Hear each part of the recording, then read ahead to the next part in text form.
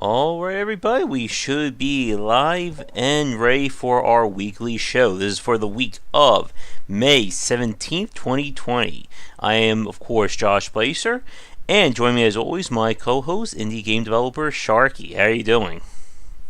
I'm doing really good, despite a lot of things happening, but still doing quite well, I think. Good to hear. I am still keeping very much busy every which way I can, and things are maybe finally starting to move forward with getting book number 3 confirmed. I'm hoping that this coming week we'll be able to make the official announcement for it. Oh yeah, I'm also really excited that we are so close to naming Project Triad, and I can at some point soon stop calling it Project Triad. Mm-hmm. We're down to 4 names. 4 names. One of 4 names. And one of those 4 is the one I called from a long time ago that I think is going to be the name. We'll have to see if I'm right. Good luck with that. But see if my intuition worked. But we certainly have a lot to talk about. We finally have some very big news that we can actually bring up. Before we do that, I guess in terms of games we've been playing, I'm still going through my endless backlog. Thorn just gifted me a copy of one of the games on my list, a Troubleshooter, which I think is a tactical strategy game. So Thorn is just basically feeding my addiction now of games to my Steam library. Yeah. It's like when somebody's on a diet and you get them like chocolate cake. Yep. But the sad news is that takes my wish list down to only 101 games. You know. Yeah, it was only down to 50 several months ago. Mm-hmm. And then it just got bumped back up. It seems like as soon as you started trying to lower down your wish list, it just started growing exponentially. Sorry about that, Mr. Elrude. It said that I tried to purposely wait an additional 3-4 seconds before I started my little opening speech, and then YouTube still cut it off. Well, it's going to cut off everything that, depending on how long the ad is for people, unless they skip the ad. Because you know it's got 3 or 4 seconds before it actually starts. Yeah. And then it's got a bare minimum of 5 seconds as long as you get an ad. So that's 8 seconds, and then you got the if they actually watched the ad and it wasn't just a 5-second ad, you got all that time. So yeah. So just basically my attempt to clear my wish list just ended up ballooning it even more. Yep. And it's never going to end, by the way. We all realize that. So I guess I'm trying to maintain my wish list, trying to prevent it from growing, kind of thing. And I actively go through and I look through there, and it's is there anything I don't want anymore? And then I actively remove them from my wish list. And we'll see if I can ever get it down. It'll probably be scary if it ever gets down to 0. That could mean something horrible is going to happen. Yeah, but don't worry. This time next year, you'll be up to 200-300 wish list. Yeah, I'll be up to 4,000 games on Steam probably. Yeah. So, have you had a chance to play anything new since our last chat? I don't know if this was since the last chat, but I've been playing some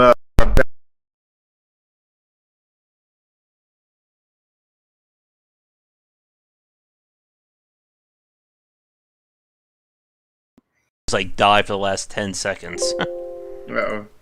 Alright. Can you hear me? Yeah. Alright. Go right ahead. Try that again.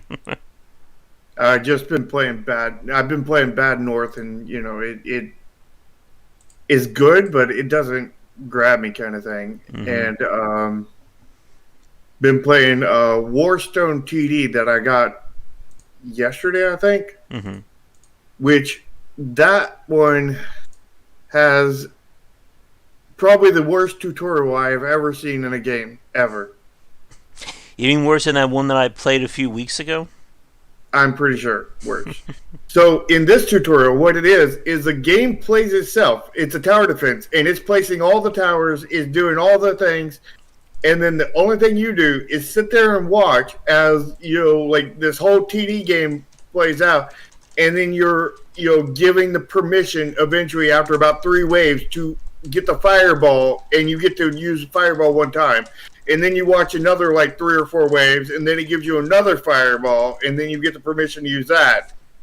And then you wait another 3 or 4 waves, and then it gives you the power of whirlwind, and you get to use that one time. And that is a tutorial, and it lasts like 10, 15 minutes, and you get to do like 3 moves. Nice. The entire thing. Oof. Yeah, like I said, the worst tutorial I've ever seen in my life. And again, we'll probably have another discussion about tutorial design at some point, right? Mm-hmm. Let's see. So we have some very big news that came out this past week. We finally got something like super exciting that we can discuss. 2 big newses. So, the one that I want to discuss is, of course, the reveal surrounding Unreal. So, Epic has announced, and they did a big reveal of Unreal Engine 5. And we have graphics lovers and people arguing, oh, it's a big deal. No, it's not. Yes, it is, and etc., etc. But that kind of buried the lead for their big announcement. And that is that Unreal Engine going forward is going to be free. And instead of basically charging, I think, what was it, like 5 or 9% royalties, like very early on, it is now set that they will only ask for a 5% royalty rate if your game makes at least $1 million in revenue. So, essentially, for the vast majority of indie developers, they now have a super powerful engine that will not cost them 1 cent to use or develop their game on. Yeah, and that's the entire intent behind Epic's marketing kind of thing. Yes. They want to. They've been doing everything they can to throughout their store, their engine, everything to absolutely market to indies and everything. Yeah, and then be anti-consumer. It seems very pro-indie and very anti-consumer. Yeah, but you beat me to that. I was going to say that in terms of Epic has been really on this push to court developers, both to the Epic Game Store and now to the Unreal Engine. And it is going to be very interesting to see what this actually means. Because again, you can use the Unreal Engine on any storefront. And now, for developers out there, your engine is free. And again, we're saying free with as many air quotes for those of you watching this, because technically you will have to pay them if your game makes $1 million in revenue. But I am very sure for every developer watching this right now, paying 5% on $1 million is not your worst nightmare coming to life. I wonder if it's 5% starting at $1 million or 5% once you hit $1 million. So, if you hit the $1 million, you have to back pay. I believe it is that. And I wanted to look up the news just to confirm. Okay, let's see. It's both for Unreal Engine 4 and Unreal Engine 5. So even for their new engine, they're going to do that, which is very interesting. So it's not even a case of we're going to give our quote-unquote older, crappier engine for free. No, we're just giving all of our engines for free. Well, they always did that. It was just you had to pay a royalty. And Unity has that same thing, but you have to pay a royalty after, I think it's 100,000. But 100,000 is is not feasible at that point, because like pretty much any game developer, any professional game developer that actually, you know, needs to succeed, kind of thing, Mm-hmm. they're going to pass that 100,000. Yeah. Now, there's plenty of indie developers that can succeed without passing the million. Oh yes, definitely. I mean, it would be certainly nice if your game earned $1 million in gross revenue, but Mm-hmm. as for many indie developers, even maybe just getting a quarter of that would be considered, a massive success for their game. Yeah, I just said that. Were you? You must be behind. I'm trying to The read. I'm trying to find more information about this. Distribute. You're permitted. All right, so it's the gross revenue that they are counting for your game to hit $1 million, and it's always fun to read a contract while you're trying to talk as well. You agree to pay Epic 5% to the product received by you. Gross revenue, your revenue, no royalty is owed. Okay, so the first million, you won't owe them any royalty. Okay, so at least that's good. At least they did that the right way. Mm-hmm. And this is, I think, for a lot of people, going to be a game changer for them in terms of being able to get access to this. Because again, as we've talked about on previous topics, and as you said a few minutes ago, that when we talk about most public or commercial engines, you are going to have to pay a royalty based on the amount of sales you've generated. And not only that, but you also have to own, for some of them, you have to own the license, or I think in Unity's case, you can not buy it, and you have that lovely, made in Unity that comes up as the very first thing when your game shows up. And Mm-hmm. basically, Epic is essentially saying, you can use our engine for literally anything that you want, and it's essentially like almost risk-free, other than you having to learn the Unreal Engine. Yeah, I'm just sitting here thinking back, thinking about it, and it's like,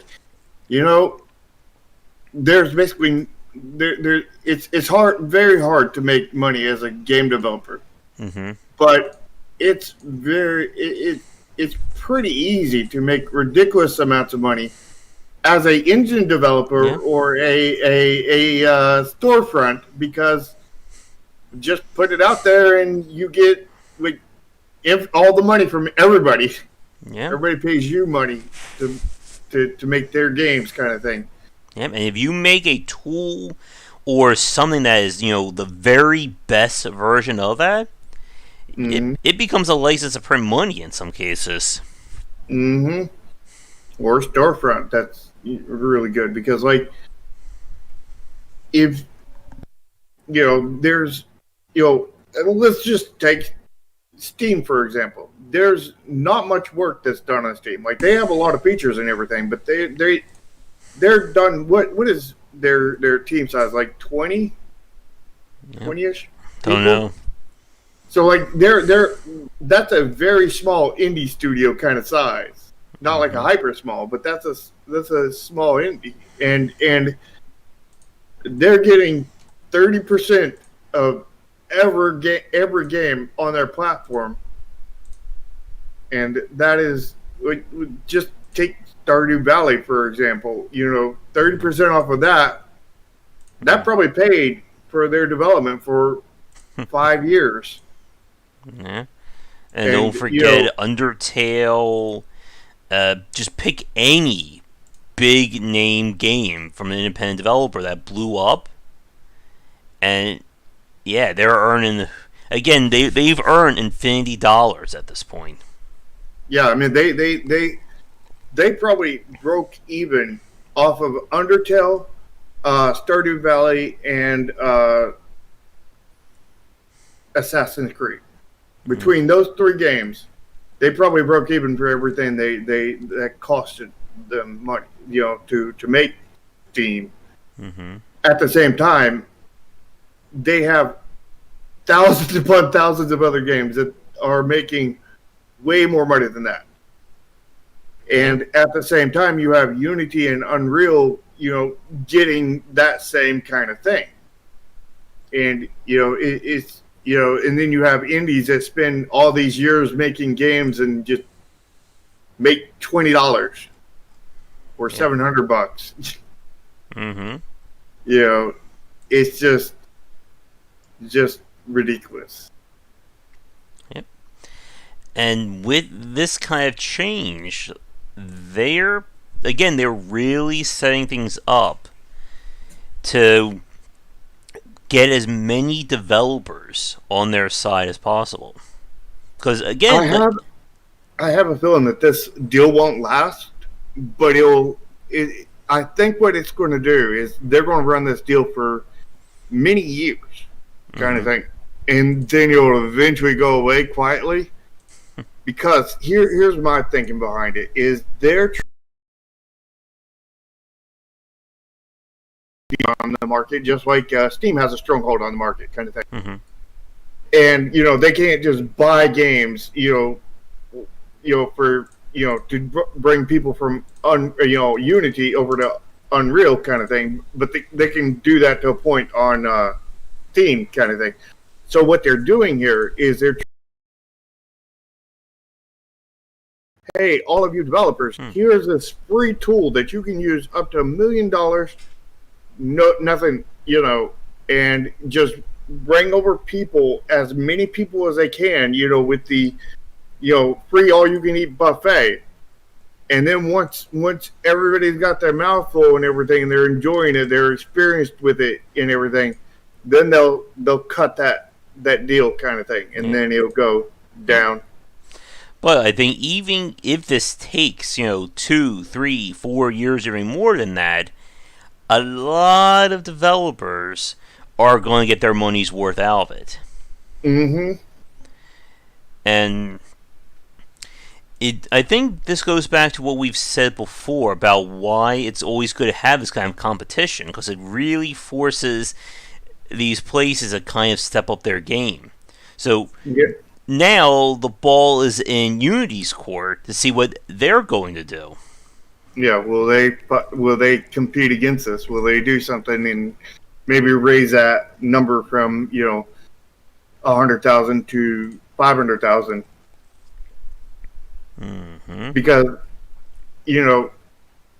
if they the fact is that, like, if you're a professional developer, you need to make more than $100,000 to survive. And if you're now, you don't need to necessarily make more than 500,000 to survive. So if they made it half as much, they could just promote the heck out of it. That most people aren't going to benefit from going over to Unreal. Like, only in that 501 to million is going to go, be willing to go over there. And at that point, nobody knows that information, so nobody can even predict that. And extra, a little bit without taxes is also not all that good, kind of thing. At the same time,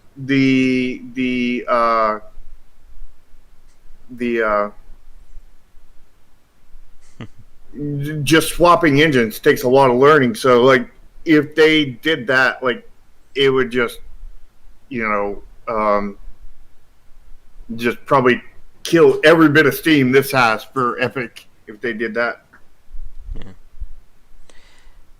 And well, a one-man team isn't a professional team. Unless you're the ultimate game developer. Yeah. Unless you're Concerned Ape, that's not a professional team. But if we're not careful, this may turn to our first topic then. So, what is the other big piece of news that came this week? So the other big piece of news is that Bethesda again, as usual, and they Bethesda'd on Doom. And I would like to gloat a little bit here because I told you guys, I told everybody months and months ago before Doom even released, I was like, Bethesda's publishing this. Bethesda's going to screw it up. Bethesda's going to really just bork this. And, everybody's like, no, it'd be fine. This is Doom. Bethesda ain't making the game. They're just publishing it. Just publishing it. It's like, mind you that a lot of the really bad stuff that happened to Fallout 76 was due to the publishing side, not the developer side. The only thing that was developer side was the bugs and the horrendous gameplay. Mm-hmm. That model that they came out with, charging people several $100s a year to play, what was that? The members first or whatever. Yeah, that was a publishing. And I told all you guys this, and now that I'm done gloating, here's the news. Bethesda has now put Denuvo, and not just any Denuvo, like the main enemy of all. This is the boss of all Denuvos. This is the boss fight where your normal Denuvo was just, oh, this really slows down my game and everything, and makes things crappy. This not only does that, but it has root access and slows your computer down as a whole. And it also opens up root access to anybody who wants to hack a Bethesda game, which has no bugs at all and is not easy to hack at all. Mm-hmm. And has no holes for entry or anything like that. So like, that is, now you have a free hacking portal to anybody who owns Doom, essentially, unless they uninstall it from their computers. So people who have it might want to uninstall it if they don't want their computer hacked, because it's coming. Mm-hmm. And was this just done for the multiplayer, or just done like copy protection like as a whole? It's copy protection as a whole. They're copy and protecting everything, and they're doing it from the root of your system. And if you uninstall it, you can't play it at all. You can't even play single player. You can't uninstall or stop the root kit unless you uninstall the game. Unless you uninstall the game, your computer's root kitted. And China could easily get inside that and get anything you want. People who want to steal your credit card information could easily get in that and steal your credit card information. And this is Bethesda that made this, not id. Bethesda and Denuvo. So and they're saying that this is basically the anti-cheat software like side of things, right? So it's anti-cheat. It's everything rolled into one, aka the ultimate boss fight. And again, as we've said, like in today's world, like I think there's less and less reasons to use stringent copy protection in your game now. Yeah, especially when you release a completely DRM free version with your regular version on release day. It kind of loses its appeal after that, right? Yeah. What I would advise to anybody who owns Doom or anybody who's interested in owning the Doom, just go get the cracked version, that they shipped it with release, and be done with it. I'm not one to encourage piracy, but I'm also not one to encourage putting a rootkit on your computer to let anybody hack you. One is more evil than the other. And the real kind of kicker for this, of course, is that this came after release. This came like a day or two ago. Yeah. So Doom came out officially in March. So that would have been about 3 months ago. Well, going to be 3 months and 3 days from this live show. And I'm sure people who bought that game have put in more than 2 hours since March 20th, right? Probably. And also what I heard is right before this happened, they went on a deep sell to get everybody to buy it. And then 35%, 35 or 40% off. Yeah, and then let everybody get their couple hours and their 2 weeks and everything, and then here comes the DRM. Now you can't refund it. Mm-hmm. And there's already enough people arguing about Denuvo, like the basic, the non-super evil version of it. And again, it just seems like a very... It's essentially you are shooting yourself in your foot with your own BFG. Mm-hmm. It's sad. It truly is sad. I mean, a game has enough problems in the market already. You don't need to make things harder for yourself. Like you don't need to do the Dark Souls of selling your game. Well, the thing is Bethesda.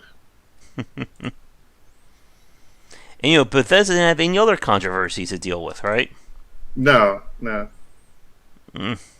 They had a breaking controversy, so they said we can't have that. Our name has to be out there. We have to get a maximum amount of publicity as we can, because there is no such thing as bad publicity. Now let's screw up Doom even more than we already have. Mm-hmm. So what this means in terms of the cycles, that Blizzard should be doing something horrible any day now. Probably. And this is one of many reasons why I am going to wait and see for at least 6 months, probably a year, before I even think about getting Cyberpunk 2077. Despite me really wanting that one, I'm going to wait. I'm going to wait for at least 6 months, if not a year. Because, you get it, and reviews come back. It's all good. 2 months later, 3 months later, de nouveau, 2-3 months later, here's microtransaction city loot boxes. Hell, it could even be 9 months later. It's really... You really have to hit about a year before it's remotely safe. Mm-hmm. And their wise monetization and their wise, quote unquote wise monetization that they said, and the we're not going to tell anybody about it. The game is too early, and they were supposedly a month or two before release, although they delayed it, but still they should well in hand have exactly what monetization they want, because they should have figured that out pretty much from the they should have figured that out within the first 6 months. Maybe not completely, but they should have definitely figured it out within the first 6 months. Mm-hmm. So the fact that they're not telling anybody, and they're just saying wise monetization, that's a lot of red flags. I think that, again, the cynic in me says they've already figured this out. They're just waiting for the right time to kind of drop that bomb on people. Mm-hmm. Yeah. Yep. There's no way they haven't figured it out. There's no way they don't know. Yeah. No way. Not unless they're just pinning it on the top, in which case it's bad. Yeah. So either they're doing something very bad, or they already know about it and they're hiding it, which is doing something bad. Yeah. So either they're doing something bad or they're doing something bad, and I don't trust it. Yeah. And going back to Denuvo and the Doom issue, again, this just seems like such a waste of stupidity on Bethesda's part. I could understand if, if this was Doom Eternal day one, stop people from pirating it, stop them from cracking it, etc., etc. But it's been 3 months. And again, this is something that we've been talking about a lot lately, that the kind of your retail lifespan of a game, at least at full price, has been cut considerably. And I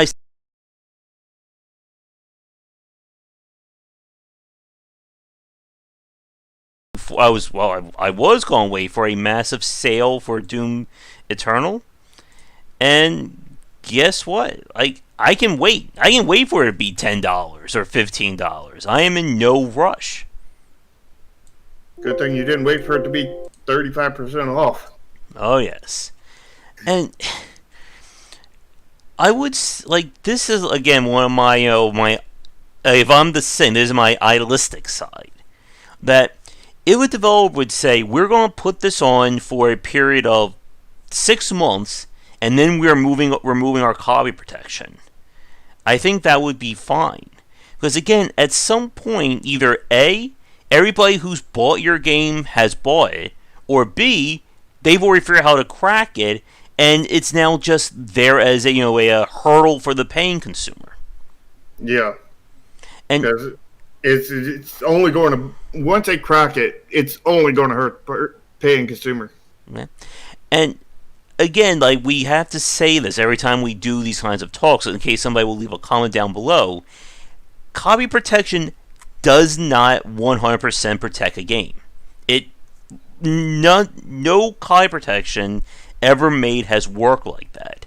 It is only there to act as a stopgap to prevent, instant cracking and free copies day one, which in Bethesda's case, they kind of gave everybody a free copy to start with, which was very nice of them. Yeah, and the thing is DRM doesn't even help 1%. Not even 1%. Because every game that has DRM that, lasted and was, sold more than like 20 copies, which is not very many games on Steam, but like just any game that actually did sell copies, like the DRM was hacked, which is basically 0%. DRM has 0%. But what it does do is it gives you a lot higher percentage at the beginning. Mm-hmm. And, almost every game has DRM. And most people don't realize that because most DRM isn't bad. For example, if you bought a game on Steam, it had DRM because Steam itself is DRM. Yep. Mm-hmm. So, if your Steam library is a DRM library. Yeah. And again, that just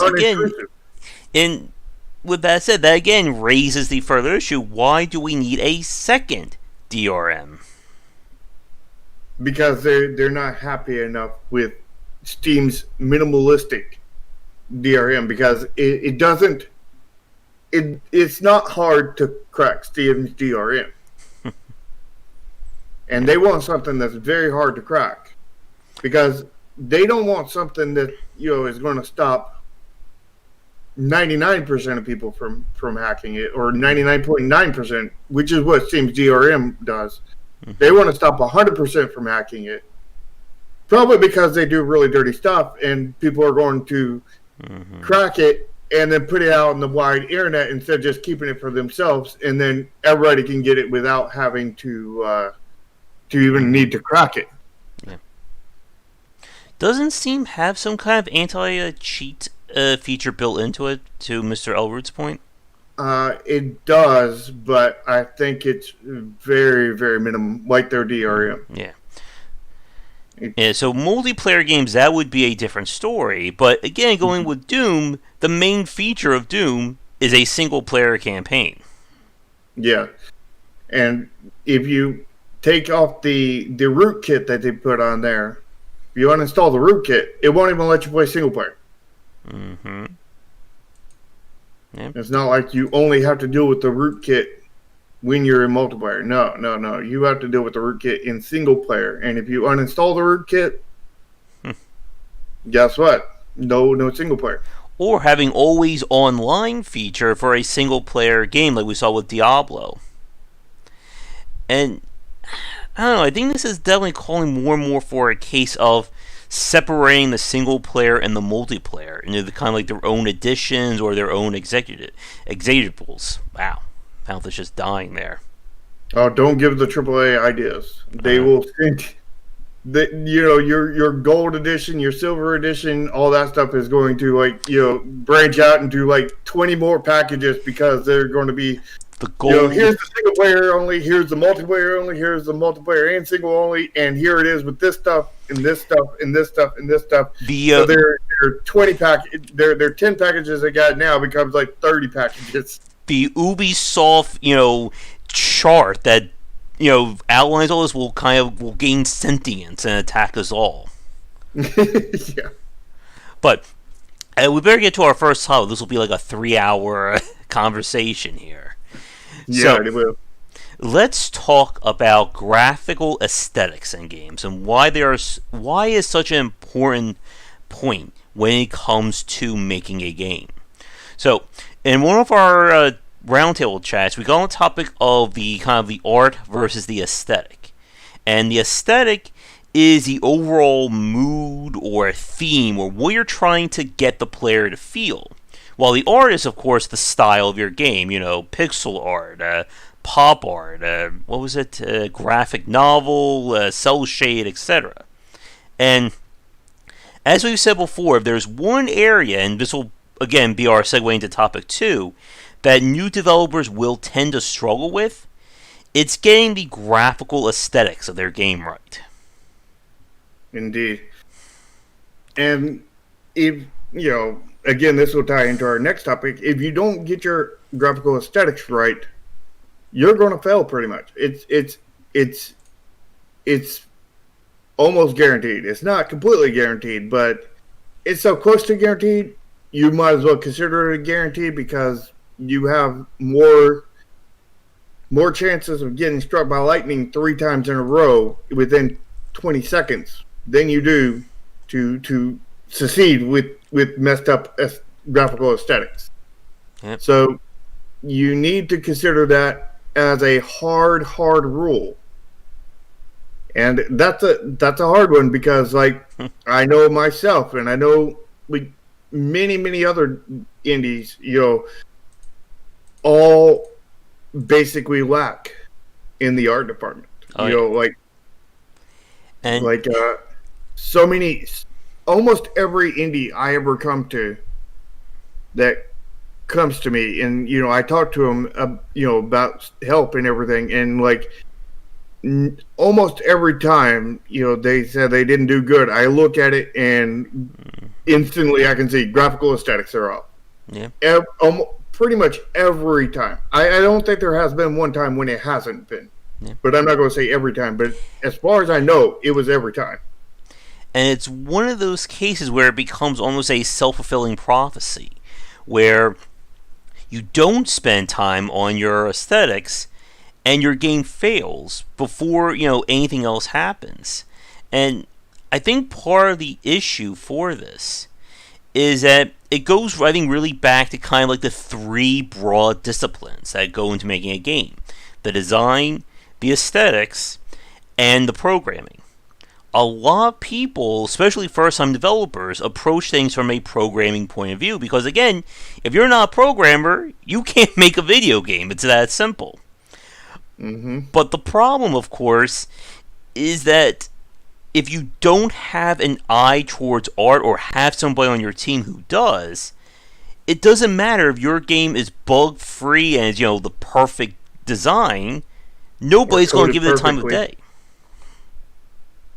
What was that? Yeah, or coded perfectly. Yeah. Because I know how like a lot of programmers like to be about coding it properly and making it absolutely beautiful and everything. But unfortunately, the consumer does not care if your code is pretty. Yeah, they care about your game is pretty.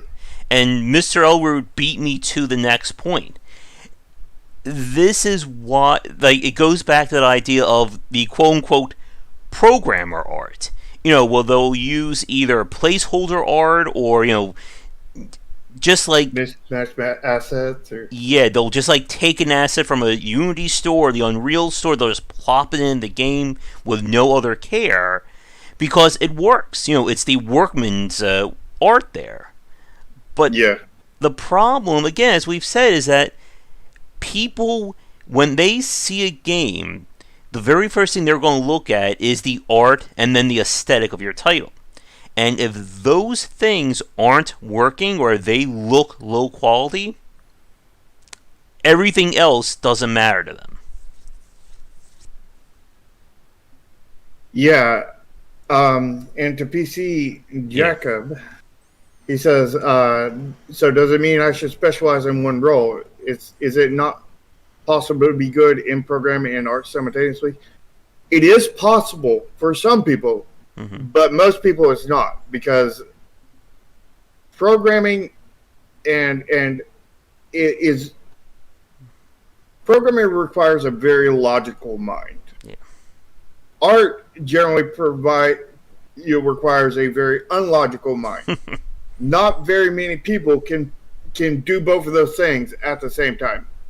My particular programmer that I have right now can do both of those things, but he's very good on the programming side and somewhat good, but not completely all there on the art side. And I have the masochistic mind, which makes me really good at understanding game design, and then horrible at art and programming. But I mean, if you're spending 10K hours to master it, then you're not making a game. You're spending the rest of your life to master your art, and then you die. You finish your 10K hours. I am a master of art now. Now I can go make the game, and the next day you die because you're 80 years old at that point. Mm-hmm. And to John's point, there's another top about teaching somebody design. I think it's possible, but I think it's very tricky to do that. I think it is somewhat part of the person's mindset, but I do think there are teachable elements to it. And like with art, like you can teach somebody the process, but if their mind can actually grow and do something with it, that's another story. You can definitely teach aspects of art. I have followed tutorials and learned a lot about art. Specifically pixel art, like when you're using black outlines versus not black outlines. When you're using your outlines themselves, are they staggered pixels? Where no pixels connected, or are they all connected, or are just certain points connected and other points aren't? And let me tell you, that last one is the right way, because you want staggered pixels around it, but if you have something hard or sharp, like a sharp edge kind of thing, that's where you want to put that extra pixel in there and complete that little connect right there, because that gives it the sharp feeling kind of thing. And there's many, many things like that in art, specifically pixel art. And you can definitely learn those. And those will help you in your art, but you need more than that. But there are rule sets and everything that you should be following, but at the same time, there are stuff that there is no rules for, as far as I know of, anyway. And I think another point is also the expertise of the person. Like to Mr. Edwards' point that, spending 10,000 hours on programming or spending 10,000 hours on art, if you spend that time and you only learn to make something very basic, again, people don't care, unfortunately, about the time you spend making a game. They care about the overall quality of it. If it took you 15 years or 5 months to make a game, they don't care. It doesn't matter if it's an RPG maker, crap show. If it's an RPG crap show, it doesn't matter if it took 5 months or 15 years. It's an RPG crap maker crap show, and that's all they care about. Now, if it's the most beautiful game in the world, like a Lazy Bear game, if it looks like a Lazy Bear game and everything, Again, it doesn't take care if it took you 15 years or 2 hours to make it. Mm-hmm. They care about The end the product. final product. Yep. And this is one of the things that we talk about when it comes to being in the. Man, my headset is really acting up today. Maybe Yeah. YouTube is involved here. But this is something that we've talked about when it comes to being an indie developer. That if you can, if you can get somebody on your team who is the best artist for your specific style, and that frees you up to focus on either the programming or the design, that is going to make a world of difference as opposed to you having to learn it all yourself. Because again, there are people out there who could probably be the best damn programmer and the best damn artist and the designer, but that is a very, very limited number of people who can do all that. Yeah. And I want to go back to the PC Jacob's question because we didn't really answer it. Yeah. The answer is it depends. Because if you are inclined to art, if you have natural artistic ability and natural programming ability, then yes, do both kind of thing. You want to specialize in things that you're naturally better at. If you're naturally better at programming and music, you want to specialize in those. If you're more naturally gifted in design and writing, like myself, specialize in those. Yeah. Although you'll run into very, very hard stops on that one because nobody likes hiring a designer or a writer kind of thing. Yeah. And good luck making a portfolio of Yeah, like me, like in terms of design, my portfolio is just a bunch of articles and a massive rant on XCOM. Give me a job. Yeah, like there's not really much you can do like portfolio wise for design other than have a finished game under your portfolio, and then they can't really do that kind of thing. I think design is getting more respected, but we're still not at that point yet. I think until design becomes like a formal study, like up there with programming and art and sound or music, whatever, that things will change, but we're not there yet. A point there about getting perfect at something, but no game is ever perfect. So chasing perfection is never going to get you anywhere, except for doomed. And as an indie, not as a AAA, but as an indie, you need to wear many hats. Yeah. You don't have to wear all the hats, and you just need to wear enough that you can get by. And like I would say like a good example of that would be someone like Jeff Vogue, who like with his games, like he knows he's not making the best looking RPGs or the most best coded ones, but he does what he can and then kind of optimizes his design production around that. He's never going to make the next Anthem or a Mass Effect game, but he doesn't need to. Yeah. Now for the PC Jacob, I would recommend not just being strictly programming. I mean, you might be able to get away with it, but you might not be able to. I would at least, I personally would go at least into two things. Either we got several things. We got programming, we got art, we got sound, we've got writing, we've got design, we've got marketing, PR, we've got community management, which we've got QA testing. We've got, which you probably don't want to get into as a developer, but project management as well. Yeah. There are, as Stark said, there are a ton of hats that you have to wear if you want to make a successful game.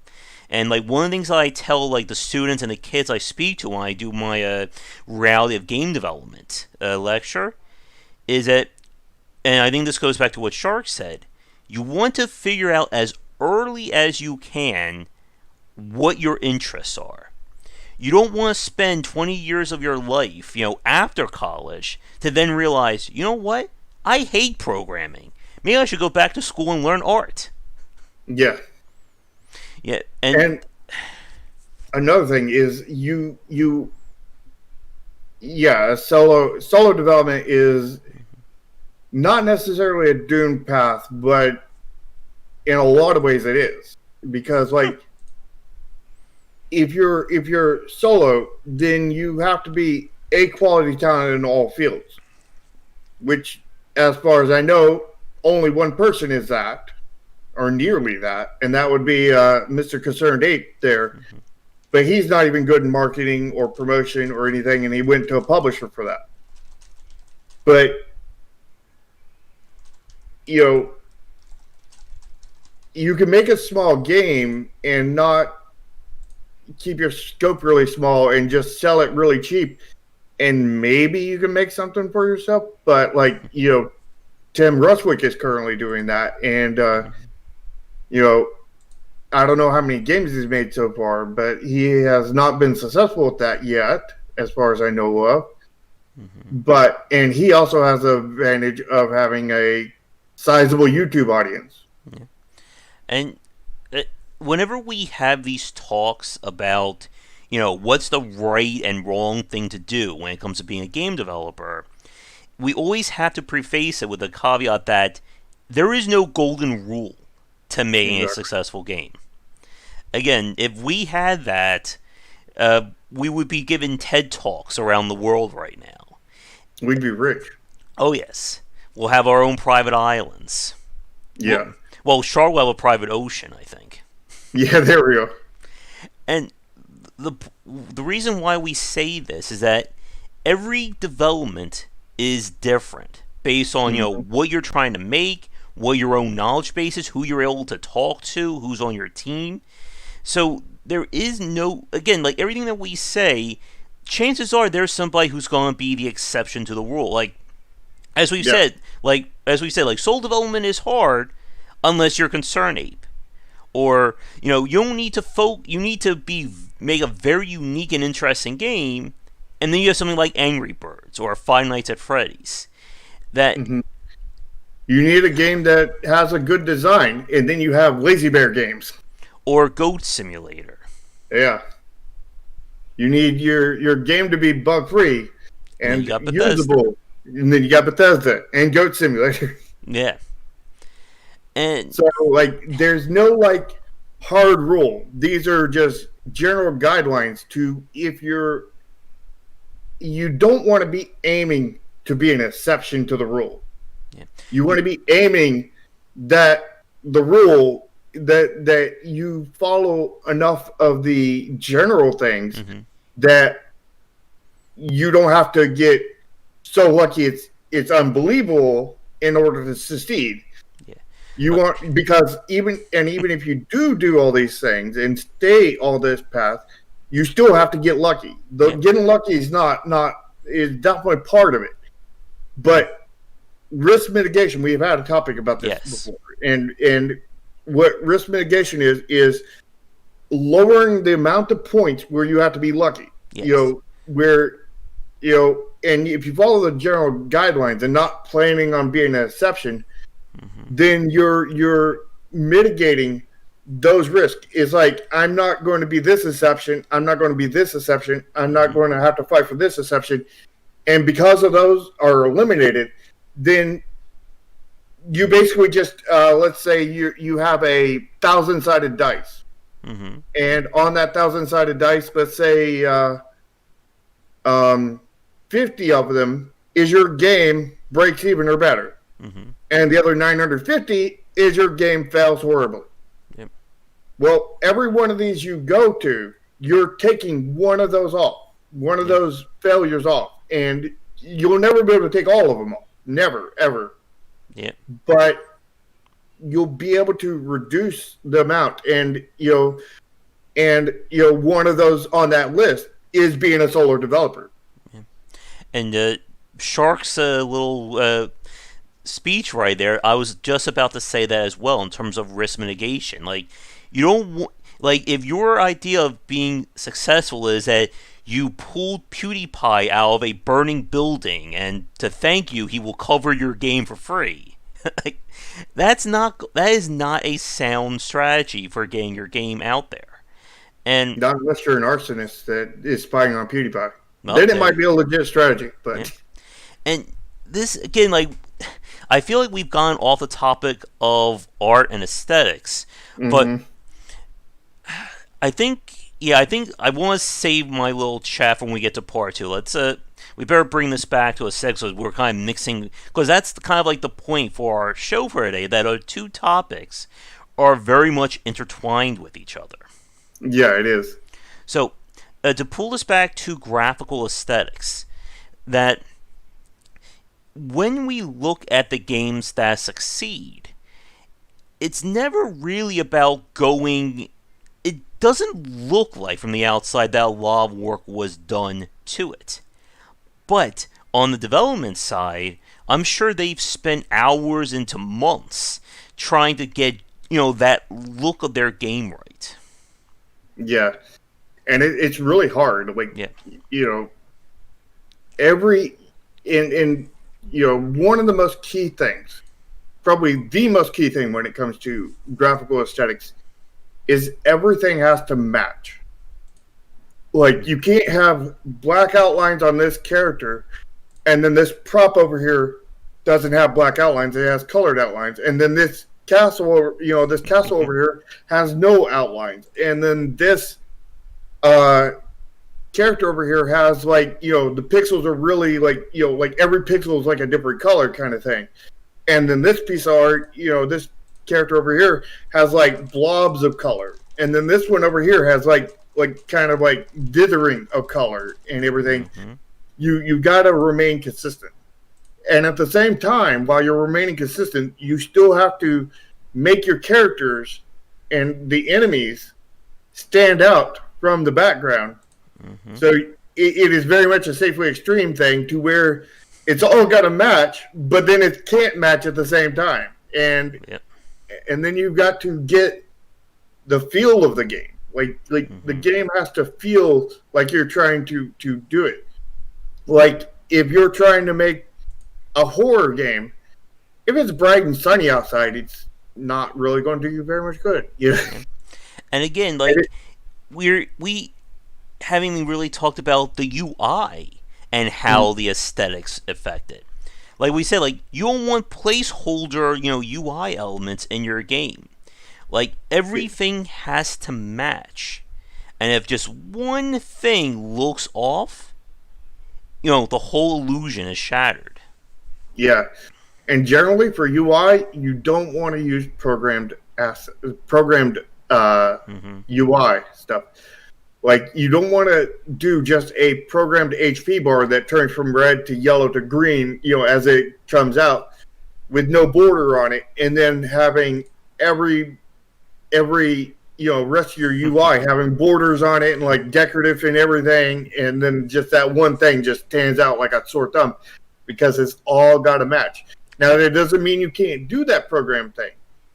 It means you have to do it in an artsy way. Maybe you have that bar, but you have like a UI element around it that matches all your other UI kind of thing, and you make sure that the colors in that that you pick for your red, yellow, and green matches the aesthetics of your rest of your game's red, yellows, and greens kind of thing. Like, there's a lot to it, and if you just do the program thing, it's not going to look good. It's going to stand out like a sore thumb. Also, if you do the generic, here's a box, and I'm going to put a round around it, a line around it, and that's my UI.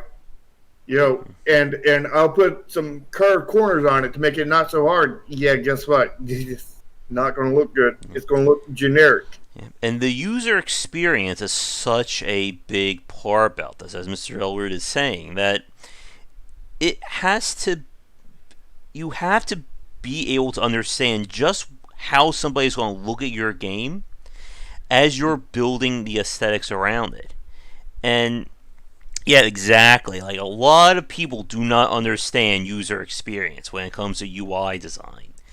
And Nope. again, it's one of those things that when you look at the games that do it right, it looks like they did nothing. Everything looks clean, it looks simple. But you know how long it took them to get the game to look clean and simple? It's easy to do a cluttered and very mismatched UI. Oh yeah. And the thing about UI is you will never ever be thanked for UX work. Never. Oh yes. Ever. But you will absolutely be criticized very, very hard if you don't get your UX right. Like UX is the invisible person until you stand out in front of the people with a clown suit and everybody's going to throw tomatoes at you. If people see you out in the clown suit, you messed up your UX. Yeah. People are going to be throwing tomatoes at you. You got to be wearing that clown suit and everything, but make sure that you're never ever seen. You got to be the ninja, as Elroad says. Yeah. You've got to be the stealth clown. Very, very safely extreme here again. Yeah. We're getting back into the safely extreme all the time. Yeah, and to PC Jacob's point, exactly, that most people can only process, even like at a basic level, when it goes wrong. But you really don't want to sound like I'm fooling myself here, but when you start to understand how design works, you can start to pick up when a game does it right. And again, it's hard if you don't have that background in understanding design to do it. Yeah, and to PC Jacob, what happens when you have bad UX with beautiful UI? You have a beautiful mess at that point.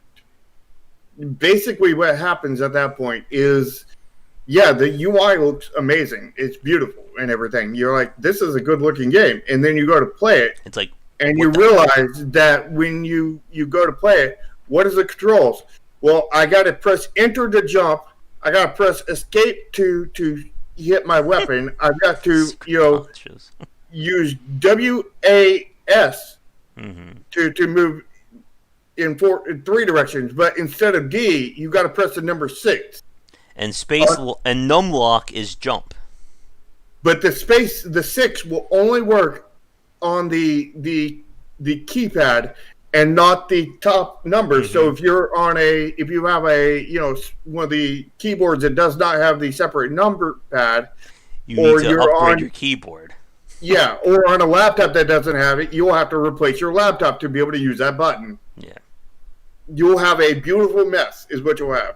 That's just one example of how you can screw up UX, but there's thousands upon thousands of ways that you can screw it up. But controls is very much one of them.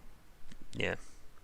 And when it comes to the overall graphical aesthetics of your game, like we've said, it is something that you have to consider this as early as possible, because it is ultimately, it's kind of like your core, it's almost like the art version of your core gameplay loop that is going to touch every aspect of how you build your game. And you can see, again, when games don't think about the aesthetics or they save it for last. And to Shark's examples about pixel art, there is a ginormous line between bad and good pixel art. And we have seen all manner of it. And there's also ones that fall in the middle that are, mediocre. And, like my last game was not bad, but it was mismatched.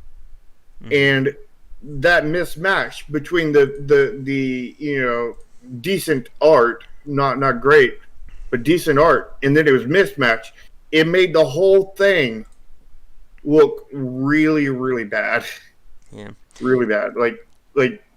So like not only your individual assets matter, if everything does not fit together perfectly, then you're reducing your quality of everything else because everything that mismatches is subtracting probably two things that are matching. So Mm. if you have 8 things that mismatch, 16 things that match, then you have arguably the worst graphics you could possibly have. And again, people do not care that you spend 10 months of your life trying to get a house to look perfectly. Because if Mm-hmm. it's mismatched, none of that matters. Yeah, because you will, even if all of those assets are just god tier level of art, it's still the worst looking game ever because it's mismatched. Yep. And I think with that, like, we kind of got off the beaten path like 5 or 6 times. I think let's move on to our weird game segment, and then we'll talk more about game failure because I think we've been kind of touching in and around that a lot. And my Yeah, voice is I'm dying trying to think already. if there's anything else I want to say on aesthetics. Um, Ooh. so this goes back to kind of the question earlier about specializing in different fields and everything. And I would say that it is it wouldn't be a bad thing to have a little bit of every field. Not required, but if you're a programmer and you learn just the basics of art kind of thing, then this is more for people who run a studio rather than people who work for one kind of thing. But if you kind of know the basics of what looked good, then you're able to use that knowledge and not hire a horrible artist for your game. Because last thing you want to do is pay somebody else to screw up your game rather than screw up your game yourself. Because you can hire an artist and they can mismatch the style. They can, and I know somebody who's currently looking at doing that kind of thing. And he showed me 2 different artists last night, and I was like, both of those are mismatched. This one is really badly mismatched. This one is small, minimally mismatched, but they're both mismatched. I would suggest finding a different artist that isn't one of these two, kind of thing.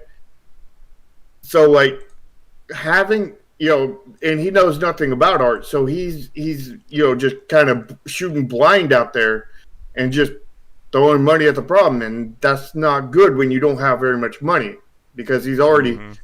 paid somebody to do the art for this game one time, and it doesn't look good. It looks pretty bad, and it's and he had 2 different artists work on it too, and your artists need to sink into each other because again, everything has to match. Mm-hmm. But having a little bit of knowledge in art, if you're going to hire an artist, is a good thing.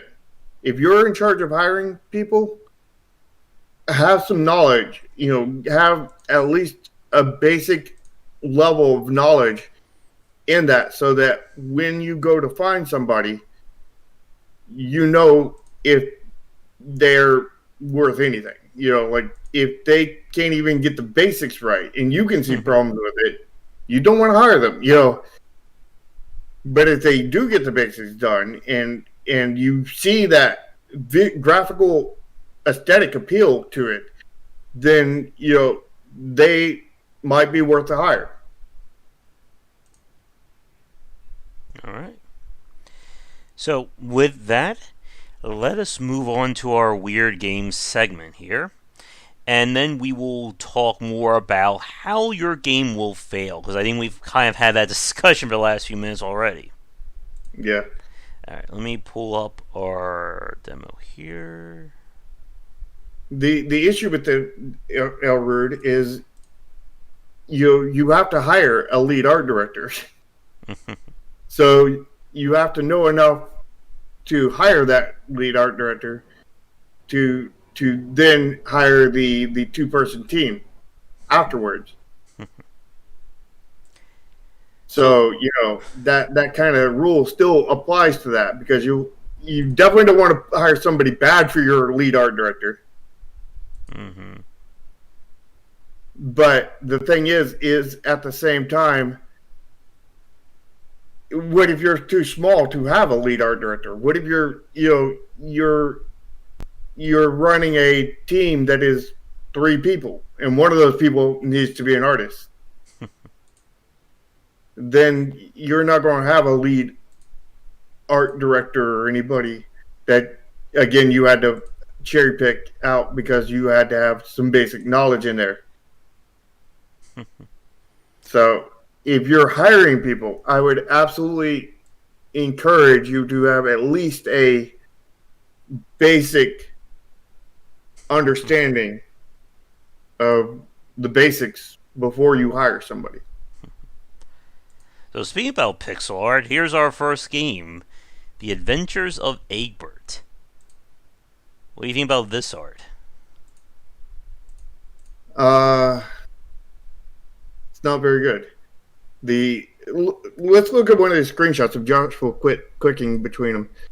Look at the tree. You see how the tree has that dithering and very, every pixel is different? Yeah. And then you look at the ground, and the ground has like it's almost solid brown, and then you can also see the lines directly showing you where every tile is intersecting.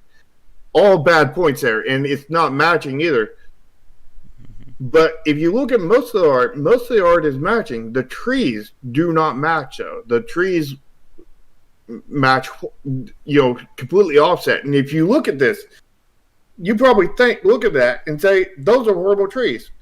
They're not horrible trees. They're horrible trees in this game because they're not matched to everything else. They're not good trees overall, but, and they're also very, very straight and plain. And it's repeating the same little effect. You can kind of see how it's just repeating it over and over again. Yeah, you don't want people to see your tiles. Mm-hmm. Now, then, like on a tactical RPG or something like that, you want to show people your tiles, but not through the art, through your UI. I mean, you can see the perspective shift from like the tree in the foreground to the tree in the background, but it's still the same copied and pasted tree. You can still see the repeating on the bark here. Yeah, and you can see the repeating on the branches on the tree. Yep. Like the tree was very haphazardly done. If they replace those trees, the game would look way, way better. Way, way better. It probably wouldn't look great, but it would look way, way better. And that's the problem with not matching up all your aesthetics. Mm-hmm. Alright, so this is the next game from Diavecchi. And interested to play that one. That one may be one I play off stream, because I don't know how well a FMV adventure game is going to do. That may put everyone to sleep. Yeah. Well, this that's game very true, Pony. What was that? Oh, I was talking to Pony. Okay. I was like, that's very true too. This game may win the award for title right here. My school teacher is a frickin' kung fu dinosaur. Let's see. Left on red. What's Azure? Azure? Exactly, Elrod. Oh, good. A final project of my college freshman year. That's how you want to start your store page. Yeah, that is red flag right there. That is, I made this game jam, and here I'm trying to sell it. So many red flags in this. Because oftentimes that's what it is. So, I would say the aesthetics of this are better than the last game, but that just almost like pure white background just looks very low quality to me. Yeah, like I can't really tell what's up with the aesthetics, but there is a problem with the aesthetics besides the ground is way too repeaty looking. Mm-hmm. There's something besides that. Yeah, the ground, they're repeating like the same Well, it's thing. not repeating so much on the top. I Mm-hmm. mean, it definitely is repeating on the top, but it's it's very square. You can see like all the squares and everything on the Mm-hmm. every part of the bottom part is a square shape. It might Yeah. be a little bit off, but it's still like a square, and they have no real shape in there, and makes it look like in general just a bunch of squares. Like Mm-hmm. even like they might as well not even changed it up, honestly, because if they just left it as a bunch of squares, it might actually even look better. Mm-hmm.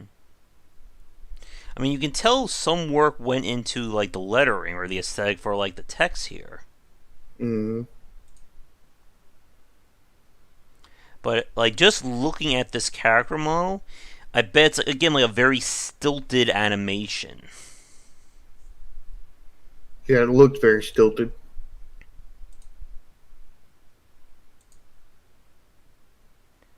Let's see. Cranked up the Sorrow virus? What? Uh oh. Uh-oh. Wait. Why are they talking about another game which will be returning to develop? That's not a good sign. Yeah, that's a red flag. Wait, so they're developing the single player and the multiplayer as two separate games. Yeah, that's not a red flag there. Okay. Did you hear that? Yeah. What was that? Apparently, it's lightning and thundering over here. Oh, it's bright and sunny right here, but it's supposed to rain for the next 3 days.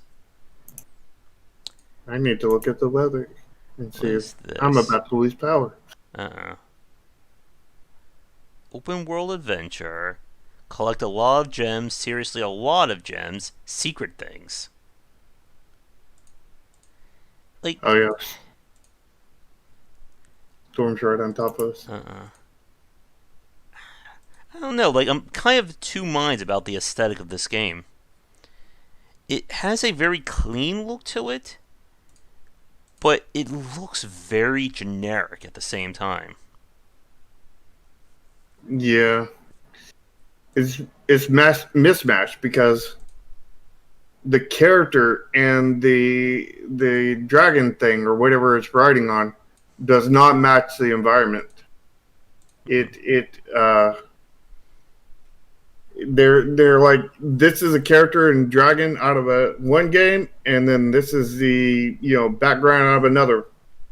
This looks, again, like an Unreal Engine, kind of like taking the assets from the store.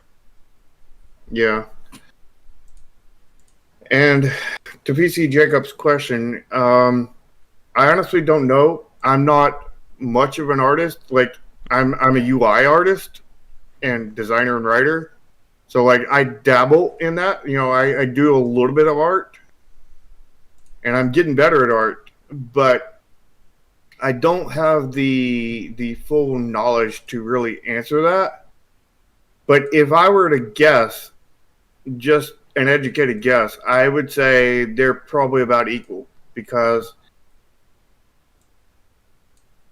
mismatching, I think, would be just as easy on both of them. I think making a lot of the same problems on both of them are equal on both of them.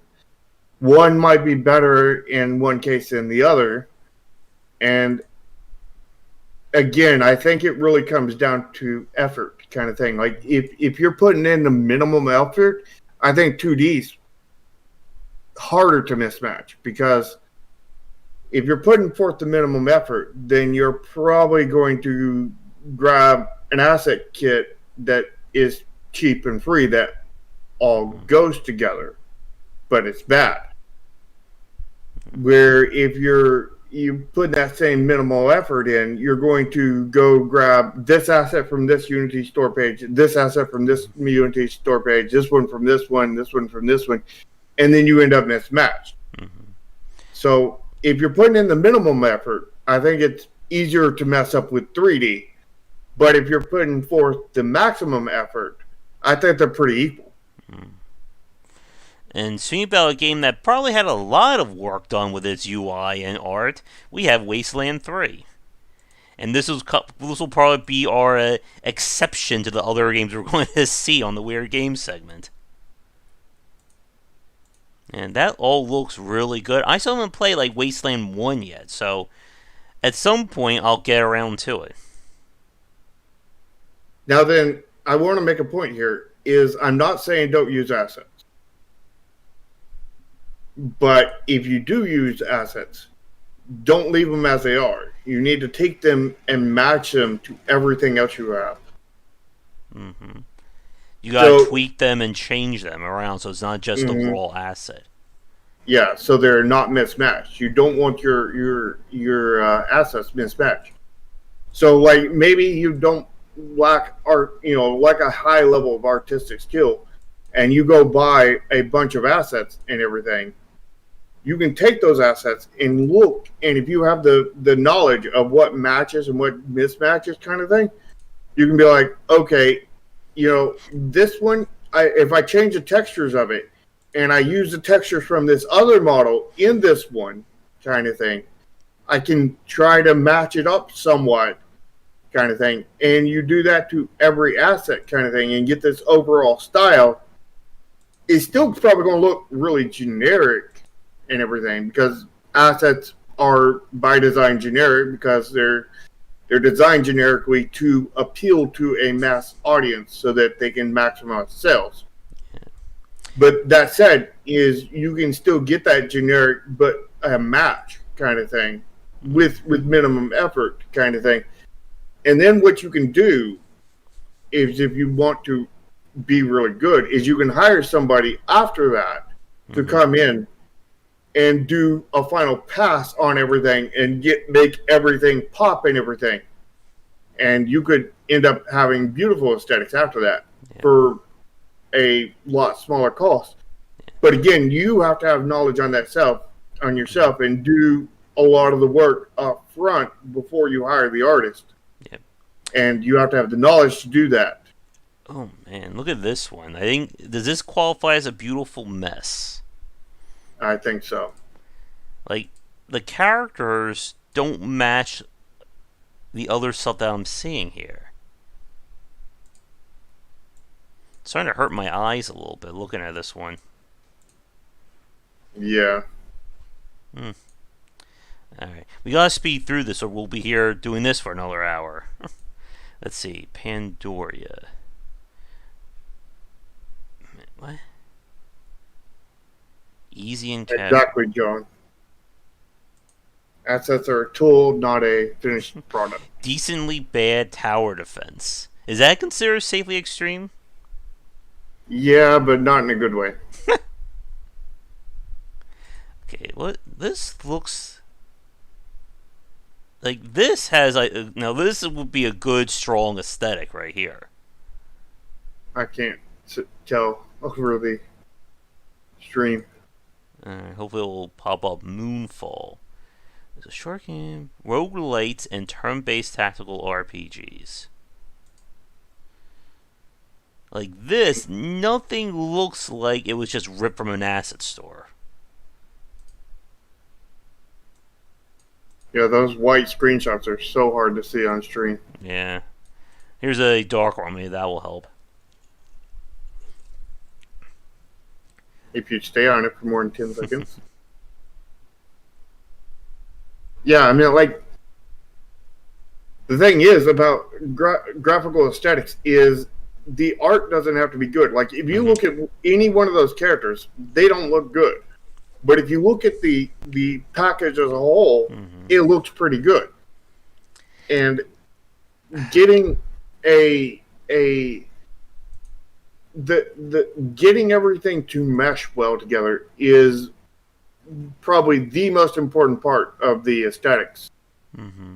Because if you have a bunch of really, subpar art that all matches, all goes together, all conveys the mood that you're going for, then it's probably going to look at least halfway decent. The UX looks a little funky. Like, I'm not sure what is happening in these screenshots, but that may just come with having to play the game or how easy it is to learn. Like, if you look at, like, Oxygen Not Included or any of Clay Entertainment's games, you look at an individual character, they look pretty derpy. Mm-hmm. They don't look bad. They just look derpy kind of thing. And, looking at that, you wouldn't be like, oh, this must be a fun game because it has really derpy looking characters. People will probably not think very highly of it. But because everything matches so meticulously good, because their animations are so super solid, because everything they animate and everything just amazingly. Everything comes together and just makes the game very, very, very attractive and look very, very good. But the individual art on its own doesn't look good. So, like, it's not even just the individual art looking good. Everything has to look good together. That is the most important part, which is, part of the reason why my last game failed, because everything did not look good together. And speaking about everything not looking good together, we have Komodo Steve, Janitor on Fire. Mm-mm. And the thing is if everything does not match, then you are very, very likely to have somebody come onto your Steam page or whatever store page you have and say, this is an asset flip. Get this crap off of the store. You're hurting good developers. Yeah. And like right here, I can tell there's a problem. Look at these numbers that describe, I guess this is ammo, health, something else. It sticks out like a sore thumb as just like a basic, like this looks like programmer art in terms of these numbers. It's not even programmer art, it's just programmed. Yeah.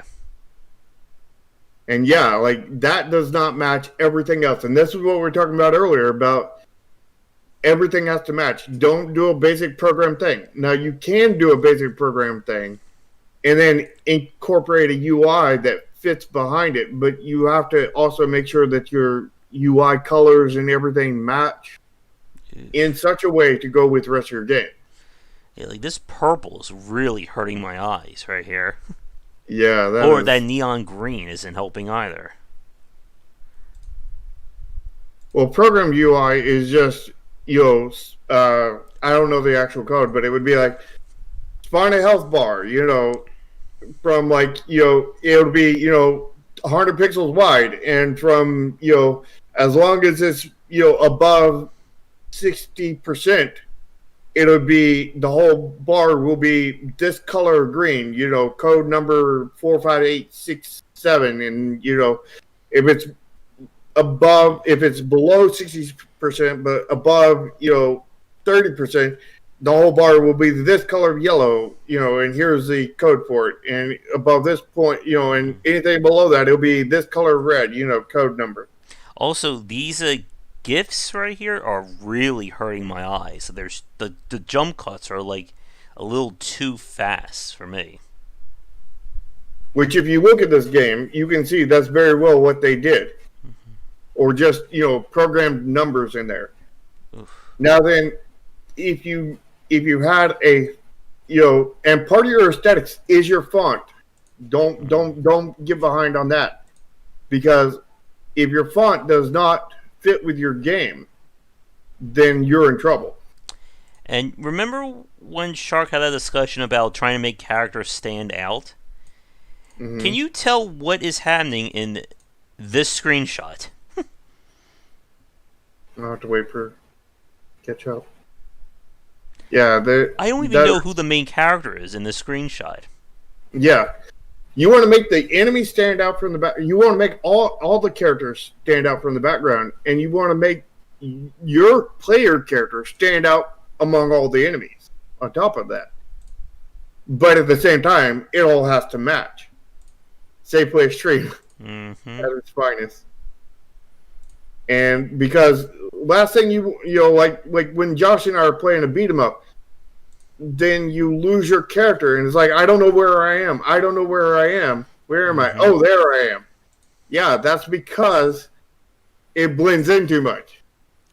Like right here, can you even see the main character on the screen? I see a bunch of characters, unsure which one's the main one. Mm-hmm. They all stand out from the background, but the main character does not stand out from the others. Now these GIFs are better. Like there's not a lot of jump cuts. It's a lot easier to process what's going on. What are you talking about, Ryu? That was like the fourth or fifth time I said Save Play Stream today. We've had a lot of Save Play Stream today. It's a drinking game today. Yep. Like this one, it doesn't look bad, but I'm not seeing anything that's made me go, wow. Yeah. Huh? I'm going to put in 4. Maybe we'll get it. Like, they have a lot of good art on there. That's for sure. But New game from 10 Tons is coming out. there's, you know, good art doesn't mean a good graphical aesthetic. And what do you think about this game as soon as it loads up? Tank fight? Yes. Uh, I love the score right here. does chat have anything to say about this one? What have y'all learned about, you know, what is the problems with this one? There's a lot. So it'd be hard to be wrong. Let's see. An egg can dream. Roll your way. So it's basically I am bread, but with an egg. I am egg? Ew.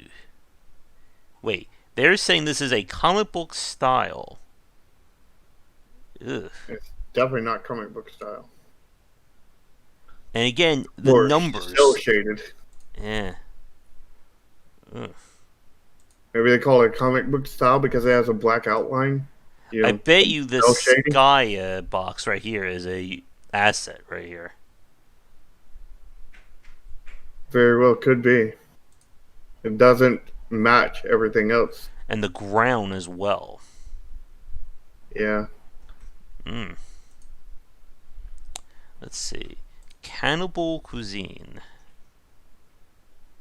The Lions game. Uh-oh, yeah, another cooking-based game. And people don't care if it is an asset flip. People don't care if you mismatched your art. They will call it an asset flip. They will call it a really shitty game. They will call it a basic game before they even get done with the first opening cutscene. Huh. It's like the game hasn't even started. Well, it's a basic game. The game hasn't even started though. So It's a basic game. here's a game that I just went, yay, and then, uh-oh, really fast. So this is from the guy who did a Pinstripe, which is a really great 2D puzzle platformer. Really solid in terms of art and aesthetic. And then I see a musical-based puzzle. And everything just goes to hell. Yep. It's a giant turkey? Chicken?